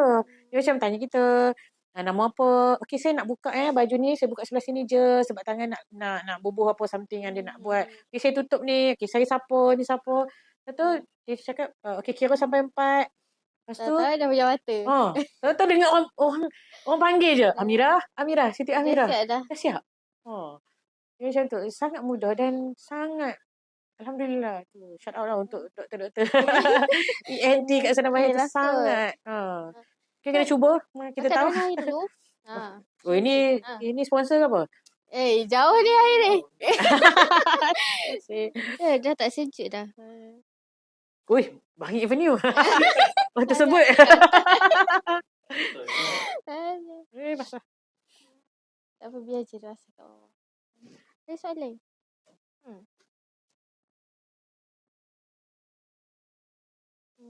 Mungkin last lah kot. Biasa soalan yang memang kita tanya untuk semua guest. Siapa idola kak ataupun selain daripada Nabi Muhammad. Idola Yang mungkin akak rasa dia sebagai sumber rujukan akak tak kisahlah dalam berbagai urusan lah. Oh, idola. Susah nak jawab tu sebab dia setiap apa? Setiap Setiap arena dia ada figure-figure yang kita look up kan. Contoh macam sekarang ni akak banyak lebih kepada pendidikan anak-anak lah sebab anak-anak kecil kan. So figure yang akak look up sekarang ni ada beberapa lah. Antaranya adalah Dr. Puteri Afzan Maria, Ustaz Hasrizal, Ustaz Azlan. Itu antara 3 figure yang banyak akak jadikan sebagai sumber rujukan lah. In fact buku kami promote buku kan. Promote lagi sekali. Buku kami Nabi Juga Bermain. Ni buku hasil daripada paksaan seorang suami dia. Dia memaksa dia buat sehingga akak boleh menulis dan dia juga membantu. Terima kasih kepada kekanda tercinta Dr. Amirul. So dalam buku ni terhasil daripada kuliah kami sama-sama dengan kuliah Ustaz Azlan lah. Ustaz Azlan Shah. Kuliah dia kalau tak silap yang ke-7 atau ke-8 lah. Siri dia, Siri Impak Sosial. Siri Sirah Impak Sosial. So dalam ni pun kami ada kod beberapa rujukan lain. Antaranya buku Bermain oleh Dr. Puteri Afzan ni. Tadi pun akak ada masih lagi sempat lah dengar dia punya podcast. Dia guest lah dalam podcast. So dia adalah bagi akak kenal kan Dr. Puteri Afzan Maria siapa? Dia yang menubuhkan sekolah Sri Arya, Kinder Baby untuk kanak-kanak, Kinder Baby untuk bayi, Soka Macam Taska dan apa nama ni? Kinder Kaizen untuk apa? Untuk kanak-kanak sekolah tadika macam tu. Lebih kurang. So dia banyak advocate tentang free play, tentang bermain fitrah. Anak-anak ni perlu diraikan. Anak-anak ni sayanglah kalau kita tak jaga dan kita tak bantu nurture dia. Especially 0 sampai 3. Selalu akak teringat kata-kata Ustaz Azlan ni. Dia kata kalau dia pun quote daripada someone. Dia kata kalau kita tak bersusah payah untuk memenuhi keperluan seorang anak pada usia 0 sampai 3, kita akan rasalah kelelahan dan kesusahannya selepas tu. Sebab 0 sampai 3 ni dia punya otak dia sangat orang kata apa? Dia golden age kan. 0 sampai 6 tapi 0 sampai 3 dia lebih laju perkembangan otak dia. Bila sampai lepas pada 3 tahun tu dia slow sikit tapi masih lagi memerlukan kita sebagai orang yang membantu dia, sebagai orang yang tidak membonsai. Tadi baru dengar kataan sistem sekarang ni banyak membonsaikan anak-anak ni punya perkembangan lah. Sepatutnya contoh sekarang ni tengah bising. Orang teguk pasal gadget kat rumah kan. Contoh pergi kedai makan. So kalau kita tengok, kalau dalam satu kedai makan tu ada 10 keluarga, agak-agak berapa keluarga yang tak bagi gadget kat anak dia? Satu dua. Alhamdulillah sekarang makin banyak kan. Tapi bila benda ni disuarakan secara sosial di media-media sosial, so ramai pula yang macam ramai pula yang rebate yang menjawab lah yang kau tak faham anak-anak ni mungkin itu adalah waktu yang paling mak ayah ni ada, waktu yang paling lengang untuk mak ayah ni ada untuk senang bagi anak-anak tu tengok phone so mak ayah boleh makan dengan tenang. Itulah mungkin waktu yang dia ada. Kita tak being that judgmental. Cuma bila ada alasan-alasan yang yelah kalau tak bagi budak ni phone, nanti dia lari kacau orang lain dekat tempat makan tu semua. Dia pergi tas mana-mana. bagi akak untuk secara peribadinya, kalau anak tu pergi merata-rata main-main dekat kawasan kedai makan tu, itu petanda yang baik. Sebab apa? Anak kecil especially kan, bawah 6 tahun, dia punya otak dia tak ada benda lain. Explore, main, Main. dan itulah cara dia belajar. So, itu tanda-tanda dia normal. Kita ni sekarang ni, buat kata ZRA, kita sedang menjadikan benda yang sepatutnya tanggungjawab tu sebagai benda yang terlalu besar. Contoh kalau ada kita kena beratok nak beli makan contoh kat belakang kita ada wanita mengandung. Belakang wanita mengandung tu pula ada warga tua. Yang kat depan ni kita ni katalah kita lelaki, ada perempuan pun tak apalah, sama kan. Kita ni kebiasaan kita buat apa? Bagi dulu lah. Okey, bila kita bagi dulu, orang-orang kat sekeliling ni cakap apa? Baiknya baiknya, baguslah kau bagi orang bagi orang mengandung ni pergi dulu. Lepas belakang tu pula ada orang tua kan, kau duduk belakang, baguslah. Sebenarnya tak bagus pun. Sebenarnya itulah tanggungjawab. Dia bukan satu benda yang value besar tak. Itu sebenarnya itu tanggungjawab kita. Benda tu sepatutnya normal. Ini bila orang tengok macam tu dia dah jadi tak normal. Dia jadi macam terbaik lah. Maksudnya kalau itu terbaik, yang normalnya apa? Orang buat tak tahu lah. Dia je lah. Sama lah macam tadi tu. Budak-budak ni kan. Bila ada kisahnya. Mak bapak ni tengah makan dan anak tu main sudu. Dia ketuk sudu. Tak sampai 5 second pun. Parents yang lain tengok dan buat shh dekat anak yang main sudu ni. Dan anak di meja makan yang lain tu tengah tengok phone, memang behave lah sebab dengan phone. So sebenarnya mana yang normal? Yang ni ke yang tu? Yang ni lah. Main sudu ni. Ya. Kalau dalam keadaan kita sekarang yang tu lah yang tengok phone tu lah yang normal. Walhal itulah yang tidak normal. Dan apa sebab itulah kami salah satu sebab kami cuba nak advocate semula lah. Kita ni kena duduk dalam dunia yang benar. Dunia yang nyata, yang kebenarannya adalah benar. Kita sekarang berada di zaman pasca kebenaran. Post truth tu apa? Cek GPT sekarang je. Pasca kebenaran ni orang terima. Kalau dulu kan, orang ada masalah nak cari maklumat dulu. Lepas tu ada masalah nak saring maklumat. Yang mana satu maklumat betul, yang mana satu maklumat yang salah. Sekarang ni orang ada masalah nak pilih maklumat tu hanya ikut tekak dia. Hanya ikut selera dia. Hanya berdasarkan video TikTok yang 5-6 second dan benda tu menyentuh perasaan dia, dia lebih percaya kepada video information dalam video tu berbanding kebenaran yang sebenar. Itu pasca kebenaran yang kita sedang hadapi sekarang ni. Dan kita kena bersedia lah.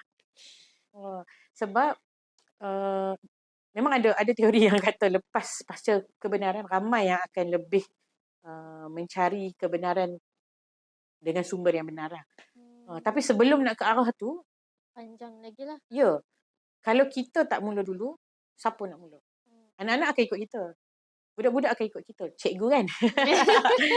Cikgu dia, itulah istilah peribahasa dulu-dulu tu kan. Cikgu kencing berdiri, anak murid kencing. Kalau cikgu pun tengok je yang 5 second tu. Ni betul. Anak murid tak payah tengok 5 second. Aku yang buat tak betul tu. Dia dunia yang sangat mencabar. Tapi itulah bila kita jadi orang lain, kita jadi golongan minoriti. Ya, golongan urobok golongan golongan yang luar biasa, yang kecil ni, kita ada banyaklah cabaran yang kita kena tanggung. Seperti yang dietitian bodoh je. Aku tak nak tengok muka hang. Itu bagi akak tu semua, walaupun dia berperangai macam tu, saya nak ucapkan terima kasih kepada puan sebab mengajar saya erti kehidupan tu, dan saya tahu di mana perlu saya berada dan apa perlu saya perjuangkan. Wallahualam. Apa?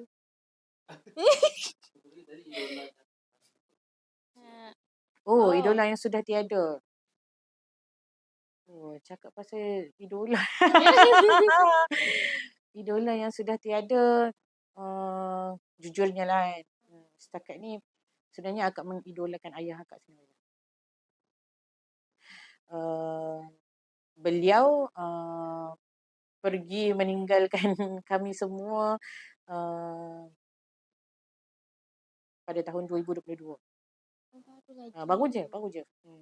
2022 pada ketika tu kami berhijrah ke KL lah, ke Bangi, sorry. KL, akak bekerja di KL tapi stay di Bangi. So sempatlah duduk sama-sama dengan dia. Dan dia seorang yang selalu orang sebut macam ni lah.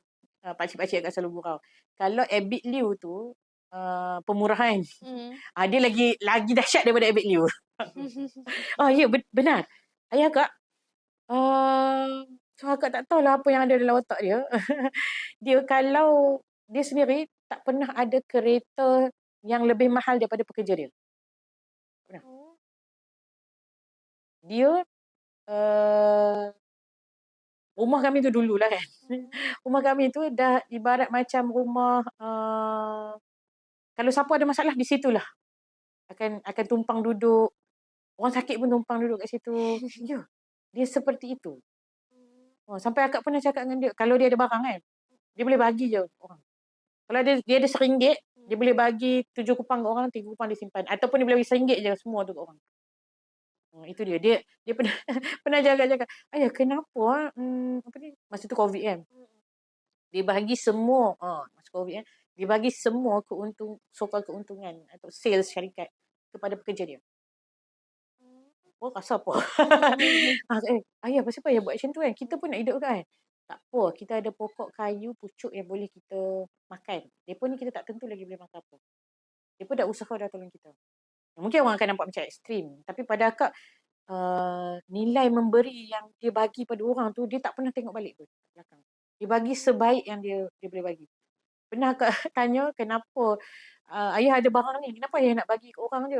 Ayah ni suka bagi ke orang. Kita anak kan. Macam, kenapa ayah mempersoalkan? So dia cakap apa? Ini je bekalan yang ayah ada kat sana nanti. Ayah bukan baik sangat pun. So, masa tu akak dah besar lah. Masa tu akak dah kahwin dah rasanya. Ataupun belum kahwin lagi. Yeah. Adalah small talks tu. Kami dua orang ni. Akak pun dua beradik je. So akak anak perempuan dan akak ada abang seorang. Biasalah anak perempuan dia rapat sikit. Ada certain anak perempuan rapat sikit dengan ayah. So adalah small talk saya macam tu kan. So bila dia cakap macam tu akak macam okey dah. Dan Mira jangan tanya apa-apa lagi. Dia nak bagi apa? Dia punya level lain. Bayangkan dia punya level lain. Dia boleh bagi RM1 tu semua pun dia boleh bagi. Orang kat dia kosong pun dia. Okey, tiba-tiba nanti dan rezeki dia tak pernah putus. Kami duduk kat kampung je. Dan itulah. Dia pada akak idola dalam memberi. Banyak lagi idola lain. Tapi yang paling dekat di hati tu kalau jadi apa-apa, Iyalah pertama. akak rasa itulah, akak rasa selain pada Rasulullah SAW tu memang the ultimate lah. Tak boleh lawan kan. Okay, so apa-apa pun terima kasih Kak Amira. Rasanya 2 jam ni tak cukup sebenarnya. Kak Amira ni kena jalan ni. Ampun nak korek apa sebenarnya. Dia macam ada sebenarnya dalam kepala. Sebenarnya tak expect pun sampai sini. Tapi maknanya sini adalah baru jalan. Dalam apa yang kena korek lagi sebenarnya. So nanti kena booking yang 4 jam punya session hari sini. Kalau ada apa yang boleh cut tu cut je lah. Kesian pula puan tu. So Terima kasih juga sudi mendengar sharing ni lah. Mungkin sedikit berbeza lah berbanding dengan Abang Amirul kan. Dia lebih intellectual. Dia lebih banyak perkongsian-perkongsian ilmiah. Dan akak mengambil keputusan untuk lebih bagi sharing yang real life lah. kita berhenti kat sini dulu lah.